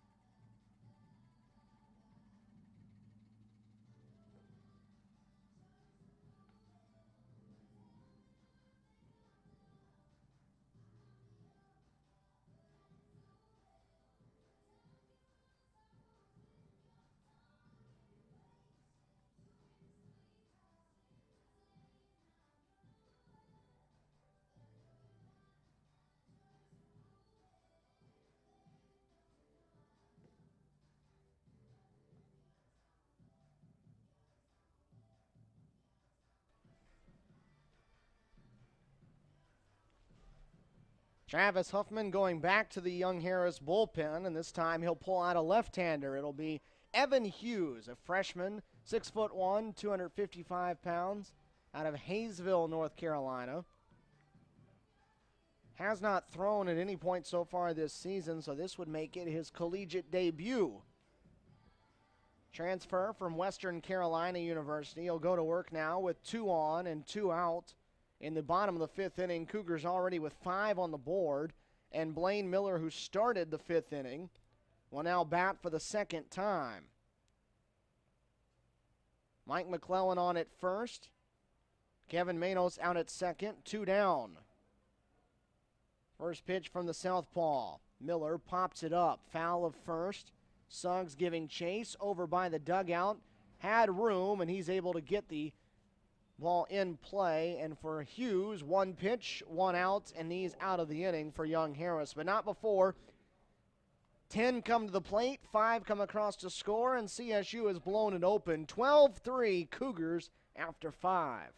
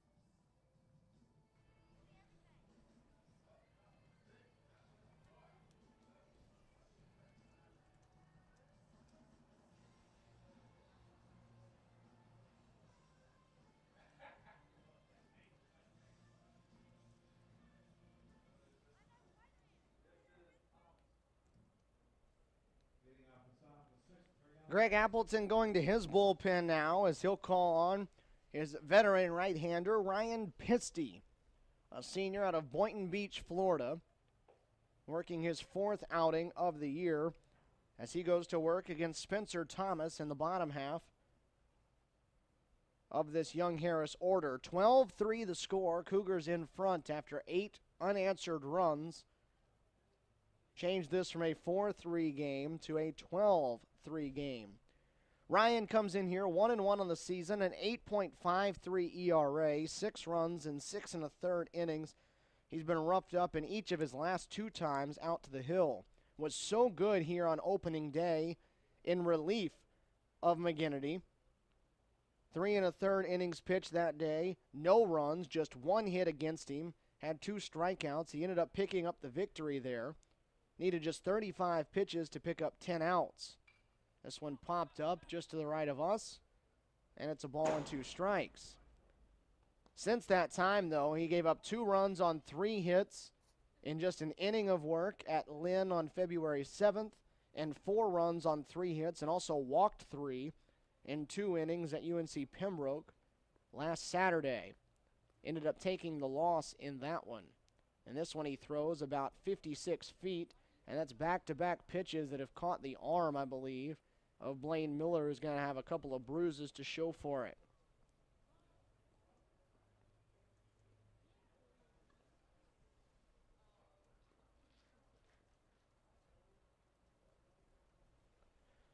For Mike McGinnity, stands in line to be the winner. 5 innings pitched, 3 runs on 6 hits, 3 walks, 6 strikeouts. Not his best of days, but did enough, and his offense took care of him. Did enough to earn himself what should be a 2nd victory, assuming that the Mountain Lions don't erupt for 9 more runs.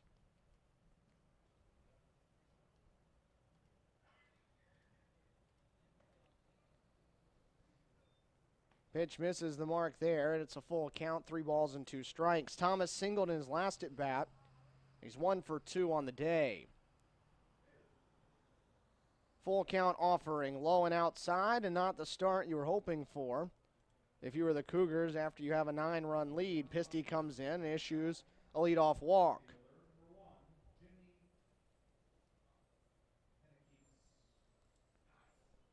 Jimmy Pinakitis, the right fielder, will bat now. He tried to lay down a bunt his last time up and ended up going down on strikes. He missed a couple of opportunities.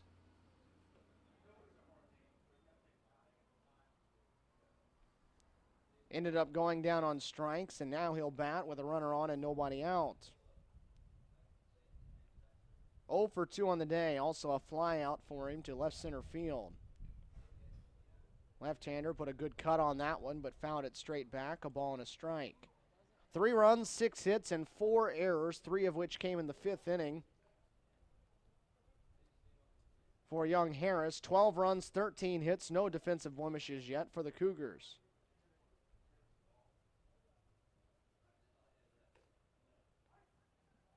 Inside corner, says our home plate umpire, a ball and 2 strikes.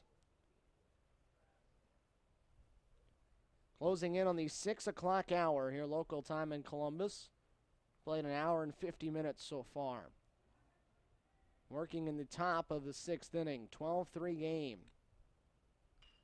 On the ground softly to second, no chance for 2 here, so Carson Bowers will just take the sure out at first. Retire Pinakitis for the first out.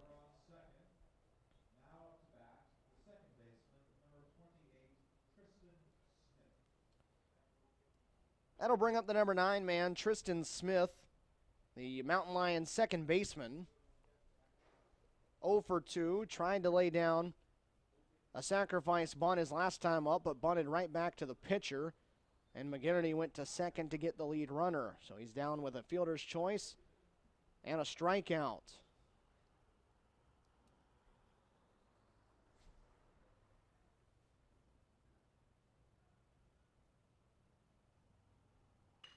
On the ground to short. Eiley moving to the backhand side. He's going to go to third, and they've got the lead runner.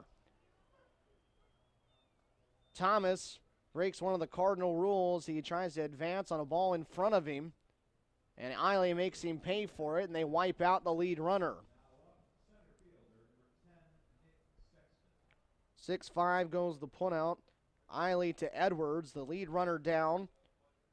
And now CSU has traded base runners, and the runner is on at first. 2 down in the top of the order. Nick Sexton up, working on an 0 for 3 day, and he takes a first pitch strike. Ryan Pisty, a guy that works very quickly on the hill, doesn't mess around, generally throws a lot of strikes. Odd to see him walk the leadoff man like that. That was the problem for him down there at UNC Pembroke, though. He issued 3 walks on the day there. Those are the only 3 walks he's had so far this season until today.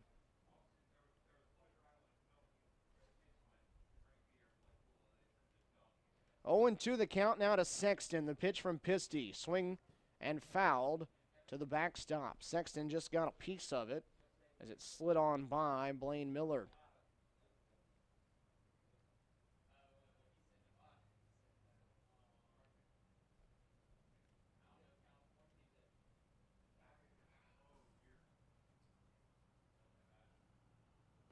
Trying to go outside corner after pounding him in.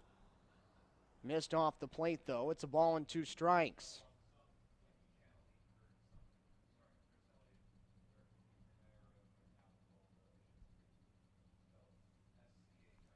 The 1-2 on the ground to first. Gets past Mike McClellan's outstretched arm into right field for a hit. Base runner's going to go all the way to third. And Edwards makes a nice play to keep it from being any more than that on the throw by Jackson Oliver. A base hit, the first of the day for Sexton, puts them on the corners with 2 down.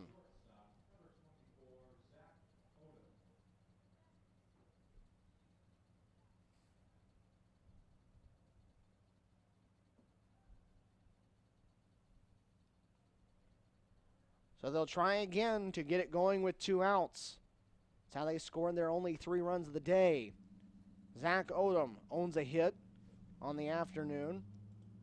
He's 1 for 3 to this point. Flew out to center field his last time up. Squared a ball up just fine, but was underneath it. Popped it straight up into center field.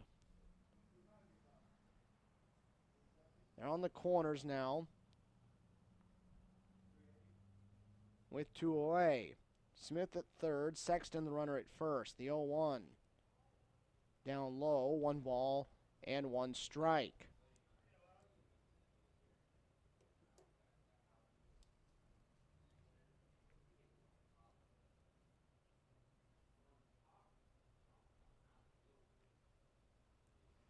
One pitch. Swung on and missed. A ball and 2 strikes now. Cougars started the year ranked number 12 in the collegiate baseball newspaper poll, the one that's acknowledged by the majority of the schools around Division II as the official poll. After the sweep at the hands of UNC Pembroke, CSU fell into the receiving votes category of that poll, as this one's in the dirt to make it 2 balls and 2 strikes. Cougars still in the poll. It's done by Perfect Game, though. The organization had them ranked 3rd in the country to start the year. Dropped them down to 10th in the latest rankings. This one fouled away right side, so it'll stay a 2-2 count. Latest collegiate baseball newspaper poll, though, saw UNC Pembroke vault all the way up to number 6. Armstrong, after their sweep of USC Aiken, went up to number 14. And Flagler, who swept Lander, moved into the top 25 at number 24. Odom down on strikes. Blaine Miller will have to throw him out at first. He'll do so just fine.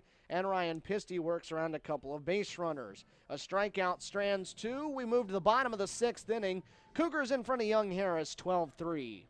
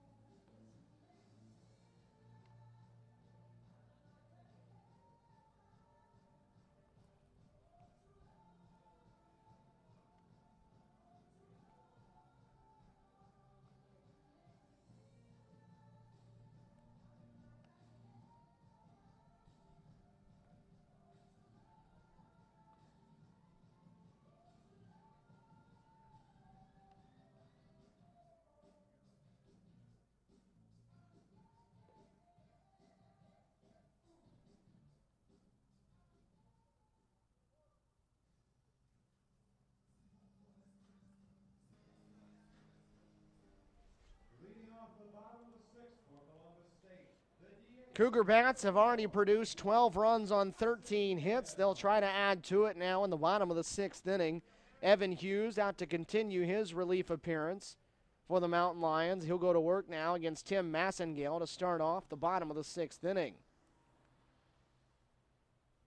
First pitch from the left-hander, misses outside. It's taken for a ball.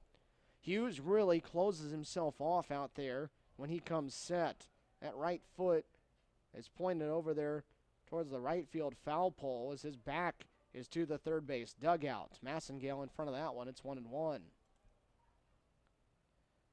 he comes set, that 29 is facing CSU's dugout. The 1-1. Massengale pops it up. Routine center field. Sexton settling under it, waiting for it to come down, and there's one away.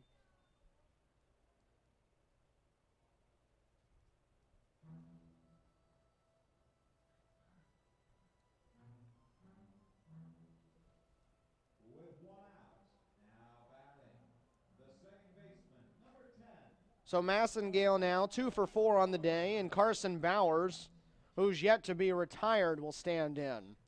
Singled, drove a run in and scored in the 2nd, homered in the 4th, and hit a sacrifice fly, scored a run, and drove one in the 5th after the ball was dropped in center field by Sexton.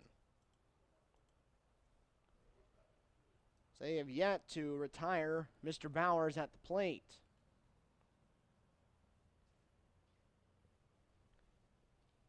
Hughes is retired, the only 2 hitters he's seen so far on a pair of pop-ups. 2 balls and no strikes here to Bowers. Every Cougar in on the act. All of them have a hit. 7 of the 9 have scored a run. Bowers is the only one that scored 3 runs.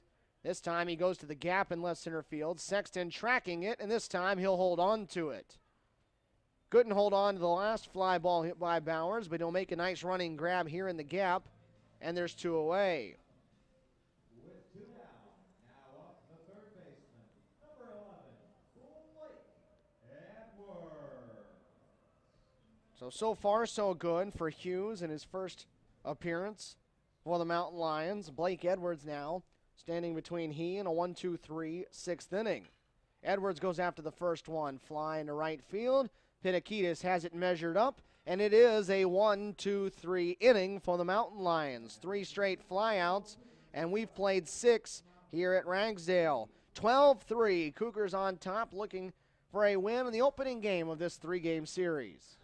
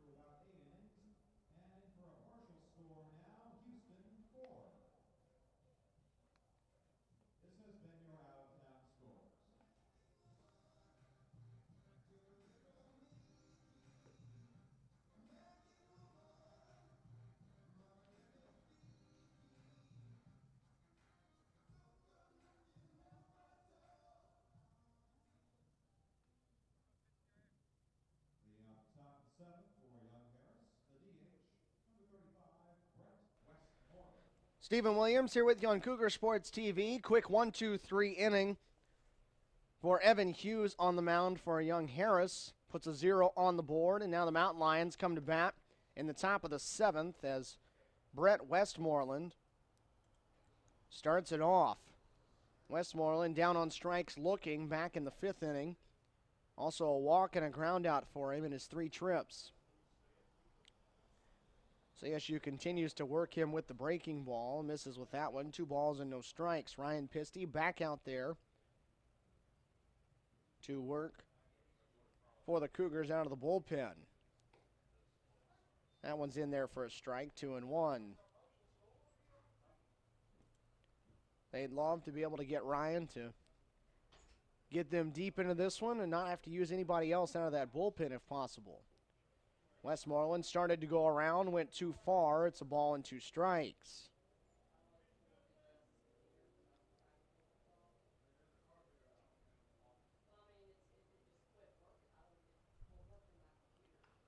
Tied him up, fouled it off at the plate. Westmoreland will stay alive. Cougars have done a nice job of keeping his bat at bay after he came into the day hitting nearly 500.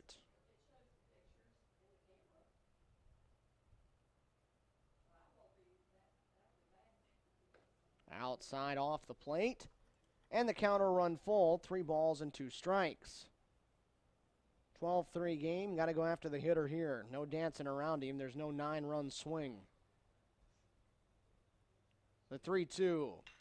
They do go right after him, and he rolls one through the hole on the left side into left field. His first hit of the day, 8th of the afternoon for the Mountain Lions. You can live with that if you're the Cougars. Just can't afford to be putting free runners out there.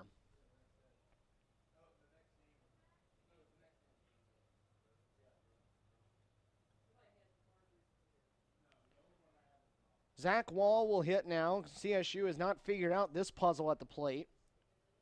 Single in the second, a 3-run home run in the third, and then a walk in the 5th.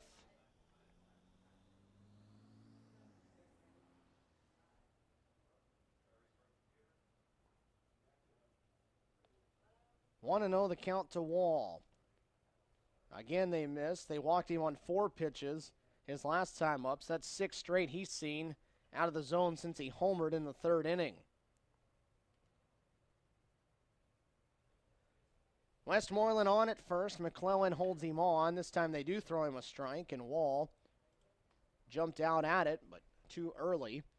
It's 2-1.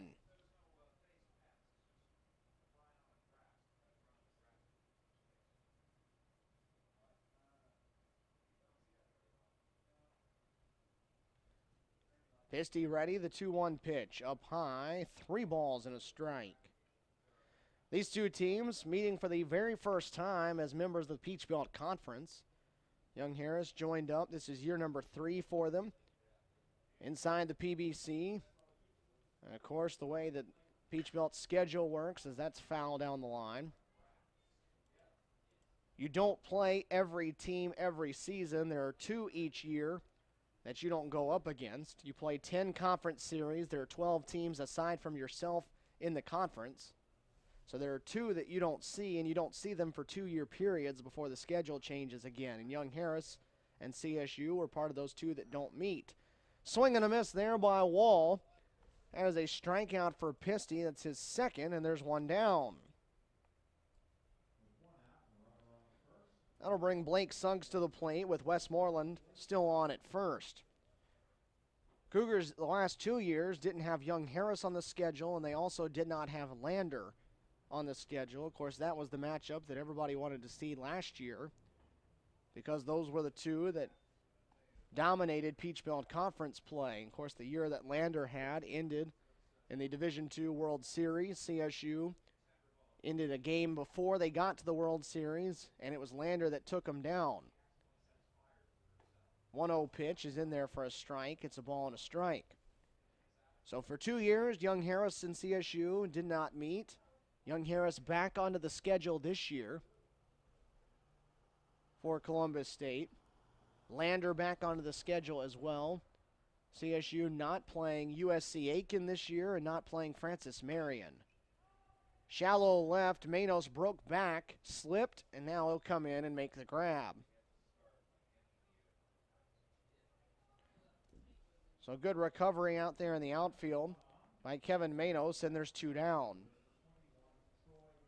Troy Kaiser will bat now. So CSU traded Lander and Young Harris for USC Aiken and Francis Marion. So that should be the case this year and next year, and then they'll drop 2 more and add those other 2 back. First pitch to Kaiser in there for a strike. He's been down on strikes each of his last 2 times up.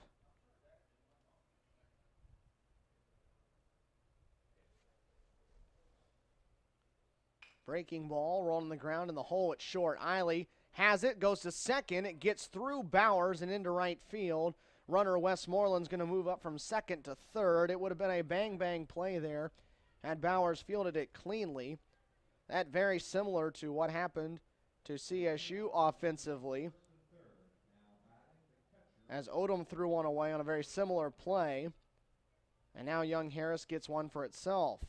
First error of the day, charged to the Cougars, and it's a throwing error on Eiley. Kaiser reaches for the second time. They're on the corners with 2 outs, and Spencer Thomas to the plate.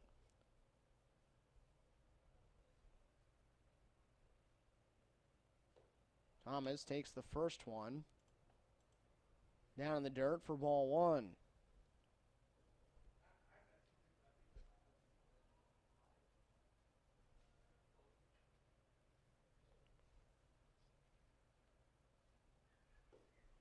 Thomas swings through that, evens the count up, a ball and a strike.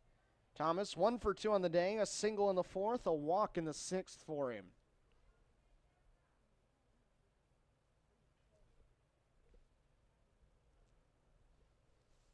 The 1-1. Chopped back up the middle. Eiley fields, flips to Bowers to get the force at second, and Young Harris will strand another pair of runners on. 4th inning that the Mountain Lions have left at least 2 runners on, and we now move to the 7th inning stretch here at Ragsdale Field. 12-3. CSU on top as they have outscored Young Harris by 9 runs as we stretch here at Ragsdale Field.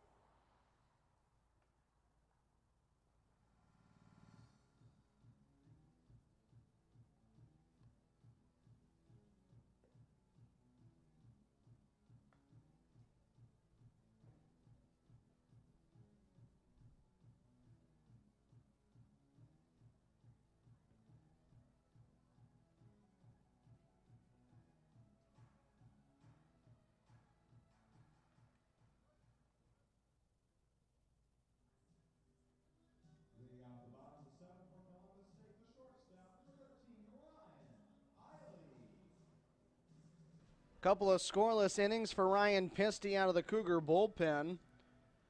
And now the Cougar bats come back to the plate in the bottom of the 7th inning with a 9-run lead. New catcher into the game for Young Harris. Jared Campbell, a freshman out of Chatsworth, Georgia, from North Murray High School, in there as the Young Harris backstop in place of Spencer Thomas. Ryan Eiley at the plate leading things off for CSU as the first one missed out of the zone for ball 1. Eiley, an RBI single his last time up as he lined one off the glove of the second baseman Tristan Smith. That one drove home Tim Massengale. That was a part of that big 5-run 5th inning for CSU. All of their 12 runs have come in 3 innings. Eiley, just underneath that one, fouled it back.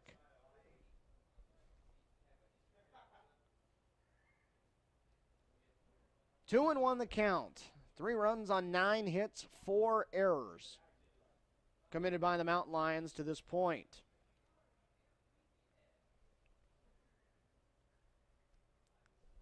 Evan Hughes still out there for Young Harris as he fires a fastball over the inside corner, evens things up, 2 balls and 2 strikes. Hughes has retired all 4 batters he's faced so far, all 4 of them on balls in the air. 3 flyouts and a foul out. Off speed there in the dirt, and the count goes full, 3 balls and 2 strikes. mention that CSU doesn't have to play USC Aiken or Francis Marion this year. Young Harris also not playing USC Aiken. And their second one is Armstrong. So they will not see the Pirates this year either, as Eiley hits that one. Fouled on the left field line on the batting cages. So neither of these teams going to see USC Aiken this year, who was just swept by Armstrong in the opening Peach Belt Conference Series for those two teams.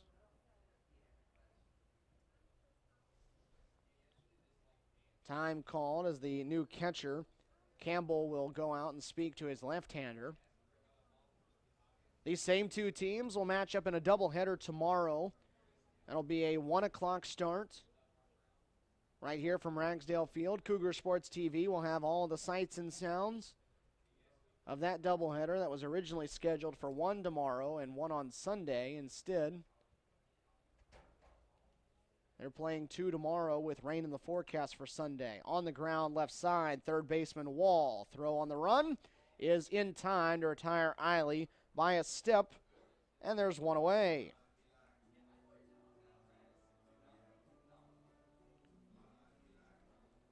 With one out, now up the center fielder, number 7, Brendan Collins. That'll bring Brendan Collins to the plate. Cougar leadoff man. Driven in 3 in the game so far. Also has a single and a 2-run score and a stolen base. Been a busy afternoon for Brendan there, as it usually is at the top of the CSU order. He's going to lay down a bunt, and this is a beauty. Hughes is going to have no play. He barely even got to it before Collins had beat it out down the line. Outstanding job that time by the Cougar leadoff man.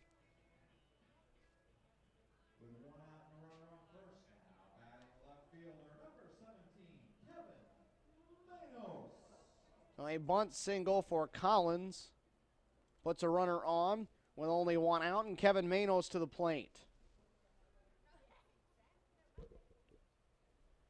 Manos has reached each of his last 2 times, a single in the 4th, a walk in the 5th as he has to get out of the way after squaring around on the first pitch.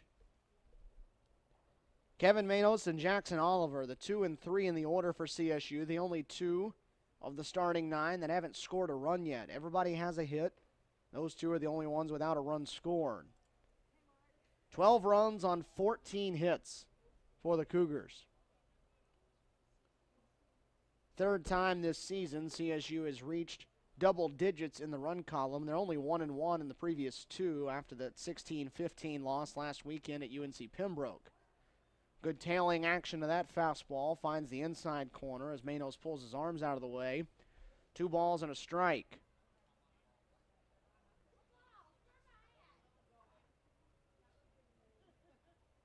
Collins, the runner, and takes off from first. Hit and run on as it's hit in the air down the right field line. Long run for Pinakitis, and he'll run out of room.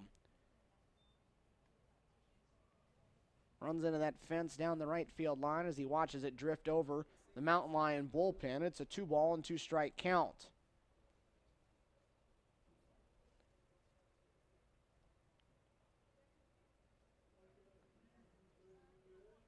This one just one of 3 games involving Peach Belt Conference teams on this chilly Friday afternoon, turning into evening as they check on Collins over at first. Georgia Regents dropped a non-conference game 11-3 to Tampa. And in the only other Peach Belt Conference game going on right now, UNC Pembroke and Montevallo tied at 6 after 10 innings. Count will go full now as the pitch is low and inside. So extended start to that 3-game series west of here in Montevallo, Alabama. 6-6 heading to the 11th. See if the Cougars start Collins here from first.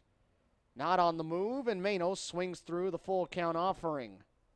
A strikeout for Hughes, who again has been very good out of the bullpen. His first strikeout, though, and there's 2 away.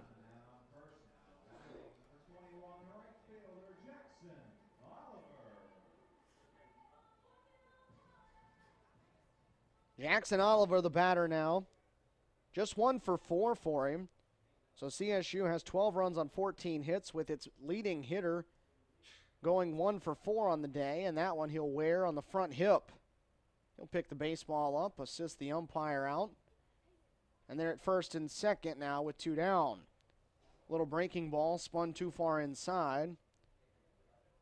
And Jackson reaches for the second time. That'll bring up Mike McClellan. Cougar cleanup hitter, done a little damage so far today. Singled and scored in the second, and then singled home a pair of runs in the fifth.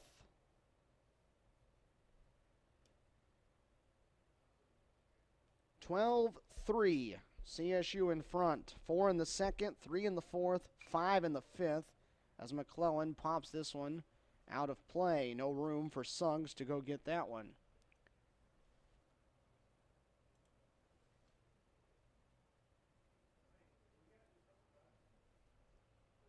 High expectations put on this Cougar baseball team after what they did last year, and bringing essentially everyone back. Jimmy Obermark, starting second baseman, the only senior on last year's squad. So pretty much the entire team coming back intact as McClellan swings and drives this one into left field. They will run out of room as Mike McClellan has left the building for the 6th time this season. He hit 4 home runs last weekend in the series against UNC Pembroke, and he's added again 3 more hits for the junior out of McDonough, Georgia. And this one a 3-run home run, and it is 15-3.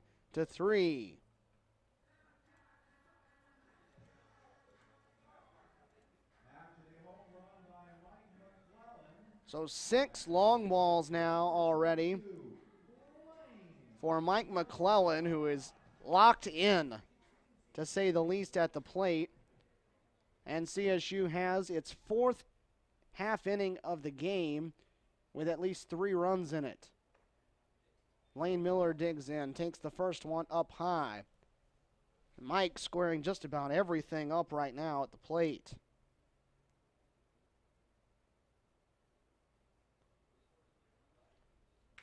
Miller lines one to short. Tricky hop.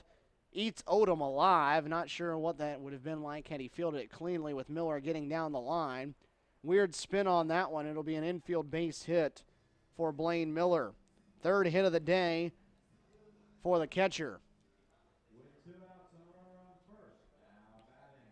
CSU just continuing to tack on and add more to it, as the Cougars are now up to 16 hits with 15 runs scored. First pitch to Tim Massengale, high and away. He's able to keep the hands back. Takes it for a ball. Tim already on the day has 2 hits. He's scored a couple runs and driven 1 in. CSU getting contributions from just about everybody, top to bottom right now. Pitch in the dirt. 2 balls and no strikes. Brendan Collins has a couple of hits on the day. He's driven in 3. He's scored 3 times. Mike McClellan has 3 hits. He's driven in 5, scored twice. Massengale fouls that one off the catcher to make it 2-1. Carson Bowers has 2 hits. He's driven in 3. He scored 3 times. Runs all the way around for everybody here for CSU in what is now a 15-3 game. Miller on at first, being held on by Suggs. Hughes to the plate. The 2-1 misses away. It's 3 balls and a strike. The expectations, though, were high for this bunch, so it's been a little disappointing for them the way that they started after that sweep at the hands of UNC Pembroke. But Greg Appleton just chalking it up to a bad weekend, some bad weather to play in, and doesn't expect that to be any kind of tell as to how this season's going to go for this team.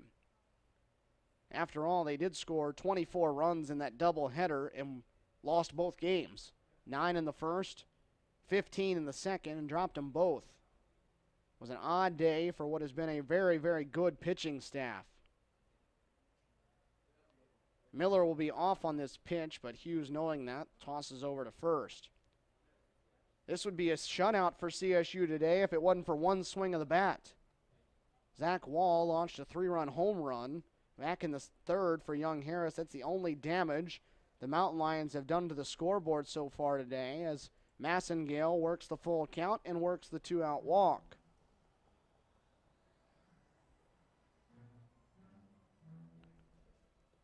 Starting to get some movement now down in the Young Harris bullpen, but they're just starting to get loose now.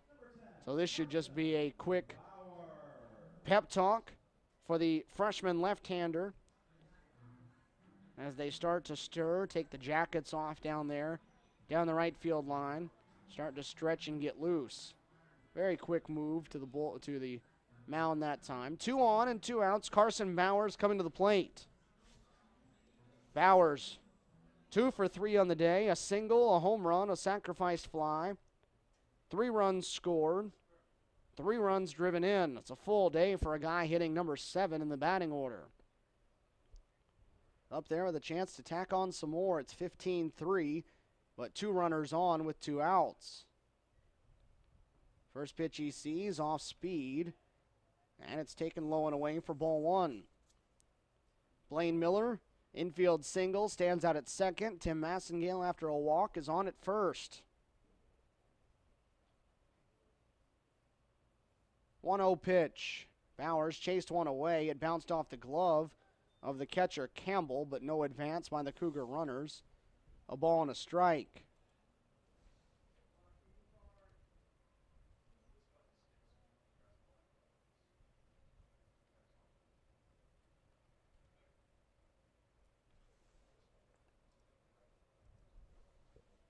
First of this 3-game series, Cougars looking for their first PBC win of the year and are 6 outs away from it. Below the knees, 2 balls and a strike. Back to conference play again 1 week from today, Friday, February 27th. Once again, a 4 o'clock start here from Ragsdale Field, North Georgia, for a 3-game series next weekend. The 2-1 from Hughes. That one's in the zone. 2 balls and 2 strikes.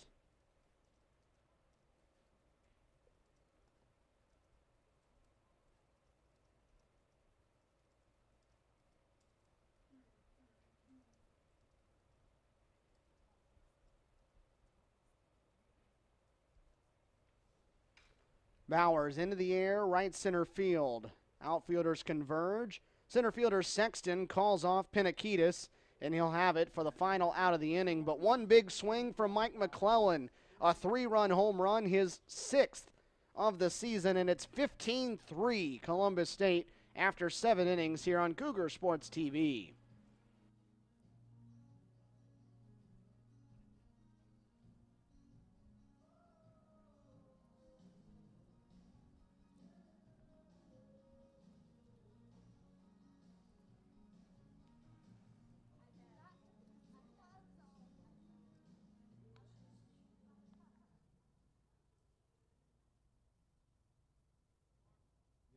Your attention, please. The new pitcher for Columbus State, a 6'4" sophomore from Marietta, Georgia, number 31, Caleb Cucci.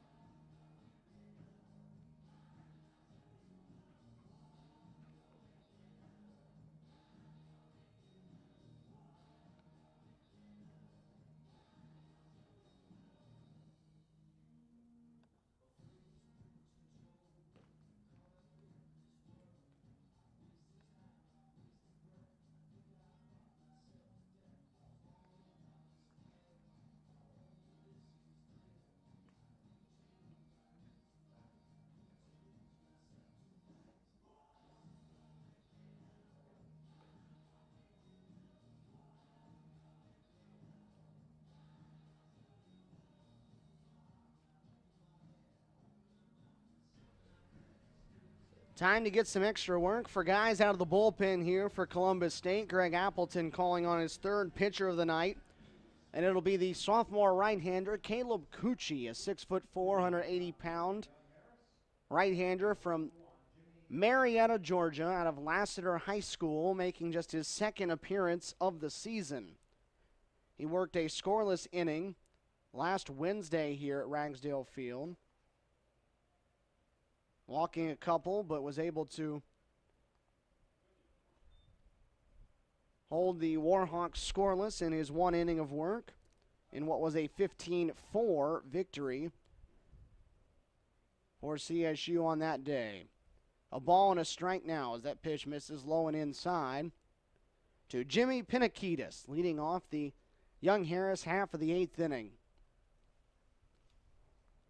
Pinakitis 0 for 3 on the day. A fly out, a strikeout, and a ground out for him so far. He'll try it on the ground again. Blake Edwards at third, gobbles it up. Strong throw to first, and there's one away. With one out, now up the second baseman, number 28, Tristan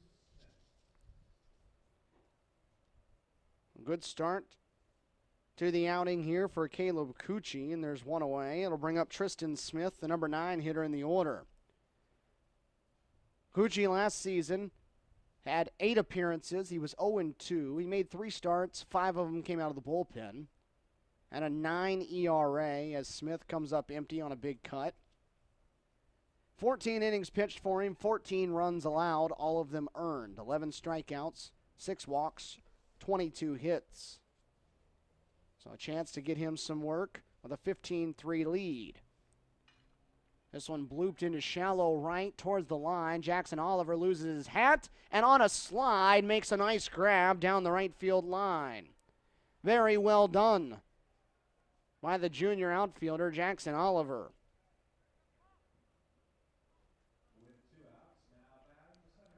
Lost his hat trying to get to that one. It didn't deter him, though, and made a nice grab in right field. Back to the top of the Mountain Lion order, Nick Sexton, the center fielder, 1 for 4 in the game. Singled his last time up, his only hit in 4 trips. Takes the first one low and inside for ball 1. 3-9-4 for Young Harris, 15-16-1 for CSU. Left-hander waits, the 1-0 pitch, misses the zone. 2 balls and no strikes.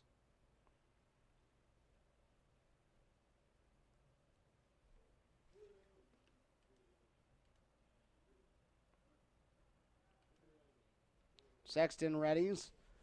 Cucci to the plate. Trying to go inside corner. Too far in. 3 balls and no strikes. UNC Pembroke has taken a lead on Montevallo, 7-6 in the top of the 11th. So the Braves trying to stay unbeaten on the season. They came into play today at 10-0 and 3-0 in Peach Belt Conference play. Trying to get to 11-0 and 4-0. They need 3 outs. Sexton rolls this one. That one's going to get through on a couple of hops into right field for a base hit. So after an 0 for 3 start to his day, he singled in his last 2 at-bats. And it's a 2-out base runner.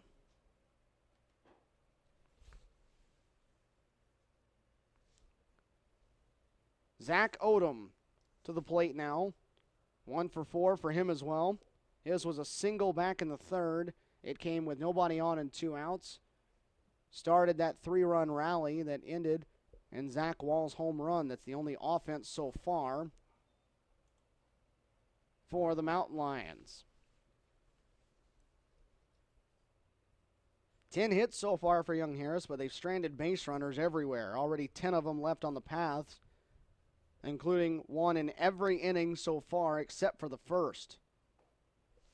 Mike McGinnity set down Young Harris in order in the top of the first inning relatively easily. Since that point, they've left at least 1 runner on in every inning. They've left 2 runners on in 4 innings. Just off the outside corner there from the right-hander. It's 1-2 now to Odom. Young Harris trying to break through that and get somebody across. Stop that streak of runners left on base. They have 1 on first now with 2 outs.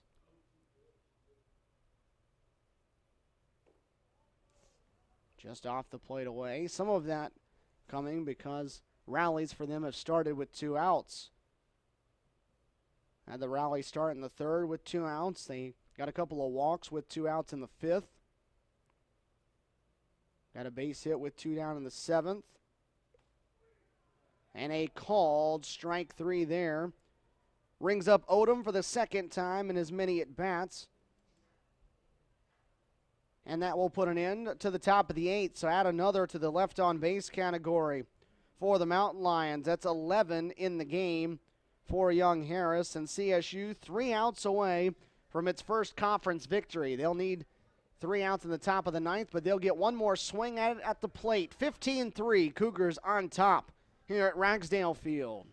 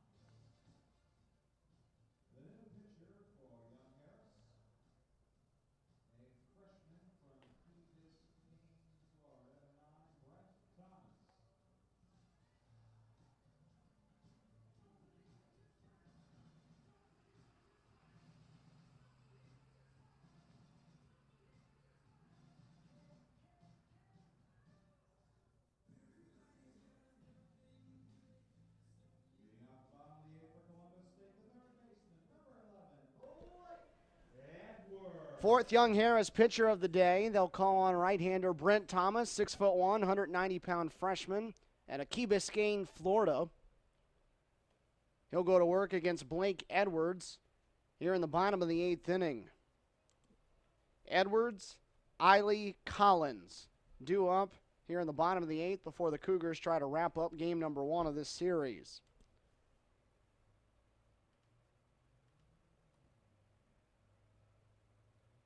Thomas making his 4th appearance of the season, all of them out of the bullpen. This one's fouled back to make it a ball and 2 strikes. 7.71 the ERA for Thomas. 4 2/3 innings pitched, 4 runs on 10 hits, a couple of strikeouts. This Young Harris team, very young after they had a lot of players exit to graduation last year. So head coach Travis Huffman in his first season as the head coach there at Young Harris, working with a very, very young squad. 2-2 ties up Edwards. He'll scatter some folks in the Cougar dugout.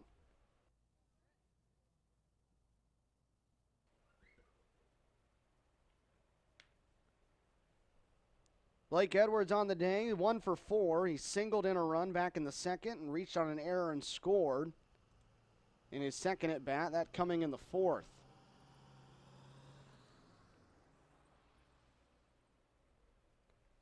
Thomas out of the line, the 3-2, high and tight.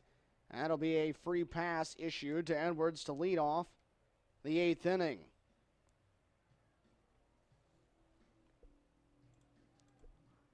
So with that, CSU will send a pinch hitter up to the plate. With a runner on first, pinch hitting for Columbus State, number 14, Joey Lewis. Joey Lewis will be the pinch hitter here in the 8th inning, hitting in place of Ryan Eiley. Lewis, the senior from right here in Columbus, product of Central Alabama Community College before he spent his final 2 years here with his hometown school. Lewis hitting .333, but it's just 1 for 3 so far in the season. A walk and a strikeout for him so far. Takes the pitch out away from him. It's 1 ball and 1 strike. Evan Hughes, in his first appearance as a Mountain Lion, went 2 1/3, gave up 3 runs on 3 hits, walked 1, and struck out 1.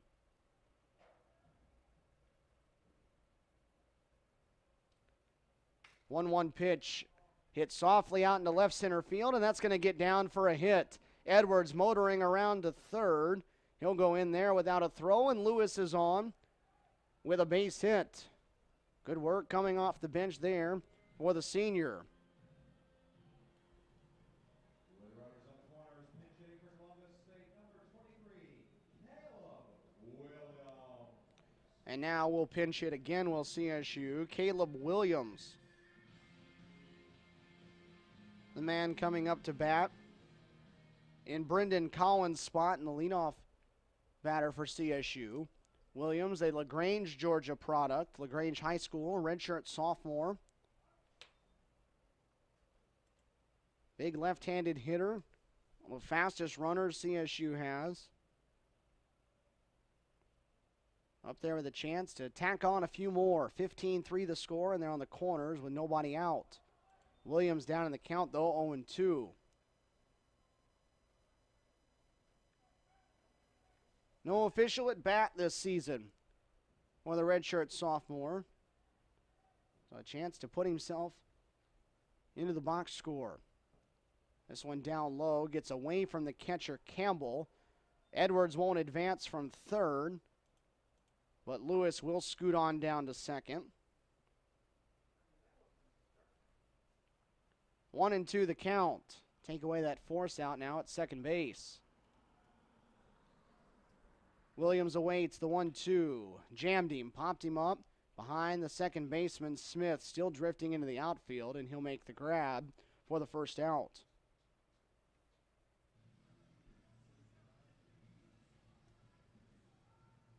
With one out, runners on second and third, pinch hitting for Columbus State. CSU will keep the pinch hitting train coming. Juan Montana will be the one that will hit now. He'll hit in place of Kevin Manos.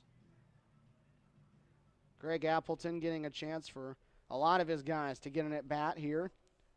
Montana 0 for 3 so far this season as he hits the first one he sees high in the air, and nobody knows where it's at. Finally, the second baseman Smith sees it, but he can't make a play on it. All three of them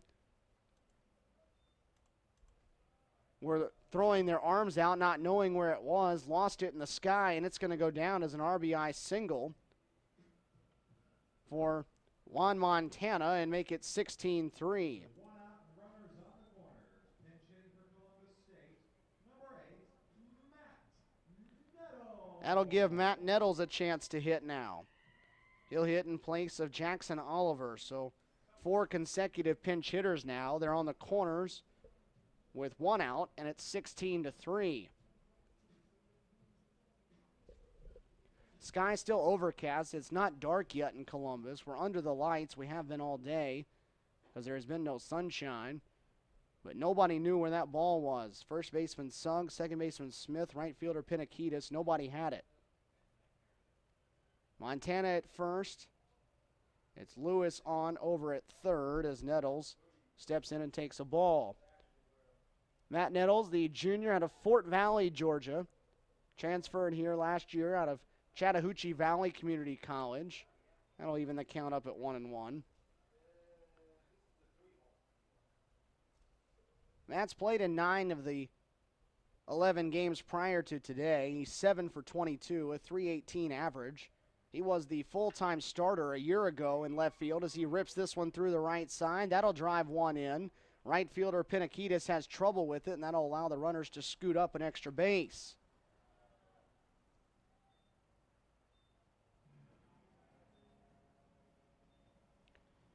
So CSU doing a nice job right now with its guys off the bench coming up there ready to hit. One out, pinch hitting for CSU, number 12, Chris Daniel. And now they'll give Chris Daniel a chance. 17-3, Cougars in front, now 19 hits, and Chris Daniel at the plate. Daniel, a junior from Guntersville, Alabama, transferred this season, his first year as a Cougar, out of Southern Union Community College, not too far away from here. 2 balls and no strikes now to the left-handed hitting Daniel. Daniels at 353 for the year, 6 for 17. He's up there with 2 in scoring position and only 1 out as he takes the 2-0 for a strike.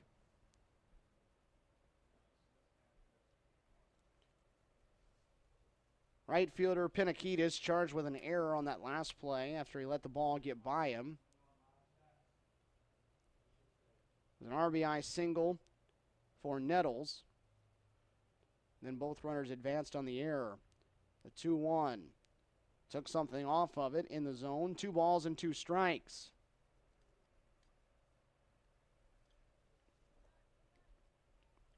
One away in the inning.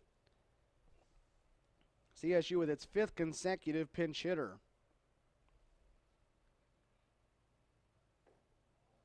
Pitch down low, and the count will go full. Daniel hitting in place of Mike McClellan, who I guess has earned the right to not take this at bat. He's had himself an okay day. 3 hits, a couple singles, 5 runs driven in, and a 3-run home run.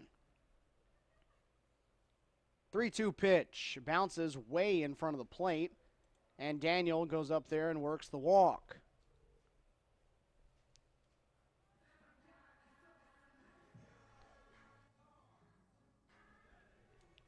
This looks like this is Thomas's inning to get himself out of because nobody up in the Young Harris bullpen. So go get him, young man.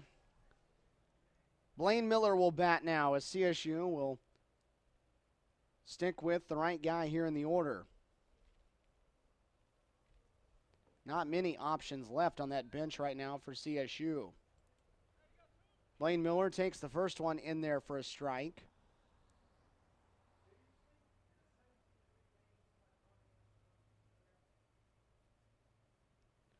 Bases loaded for the Cougars here in the bottom of the 8th inning. Miller down the line and left. That ball's not going to stay fair, though. Home run, grand slam distance. And it doesn't hang on down that line, so it's 0-2.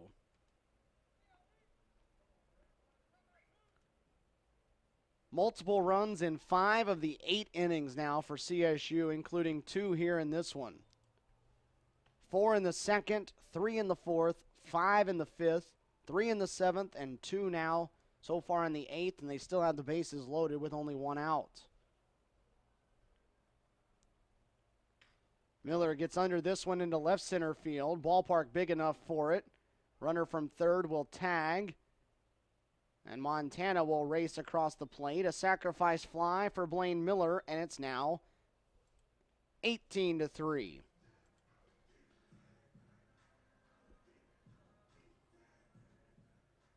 With 2 outs and runners on first and second, pinch hitting for the Cougars, number 9, Christian Miller. Blaine Miller with the RBI on the sacrifice fly. 2 away, and now Christian Miller will pinch hit. Miller will stand in on the right side and take a first pitch for a strike.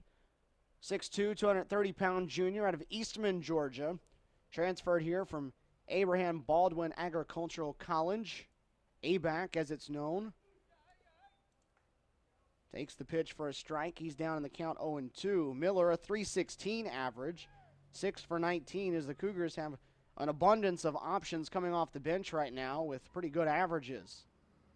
CSU very, very deep in its position players. Down the line, this one will wind up over by the Young Harris bullpen. It'll stay 0-2. 3 runs now in 5 separate innings. 18 runs, 19 hits for Columbus State.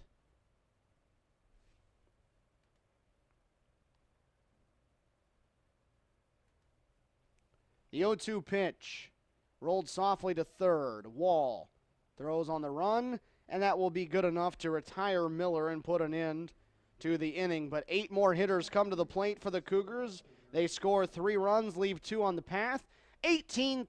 CSU needs 3 outs to wrap up game number 1 of this 3-game series.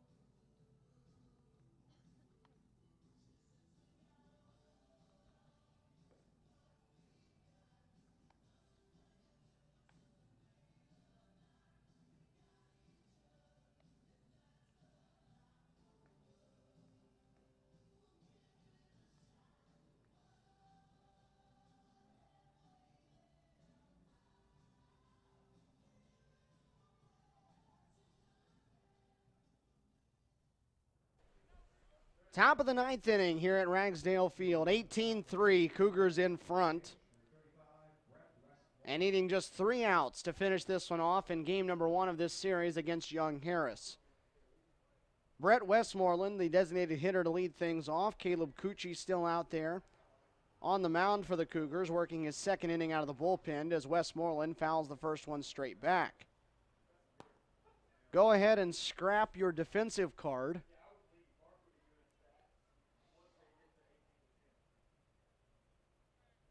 Columbus State with only 3 players on the diamond that playing the same position they did an inning ago as Westmoreland swings through that one.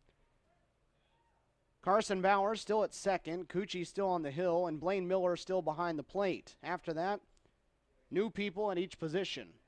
Tell you who they are in just a second. The 0-2 pitch here to Westmoreland. Swing and a miss. Good looking at bat that time for Caleb Cucci.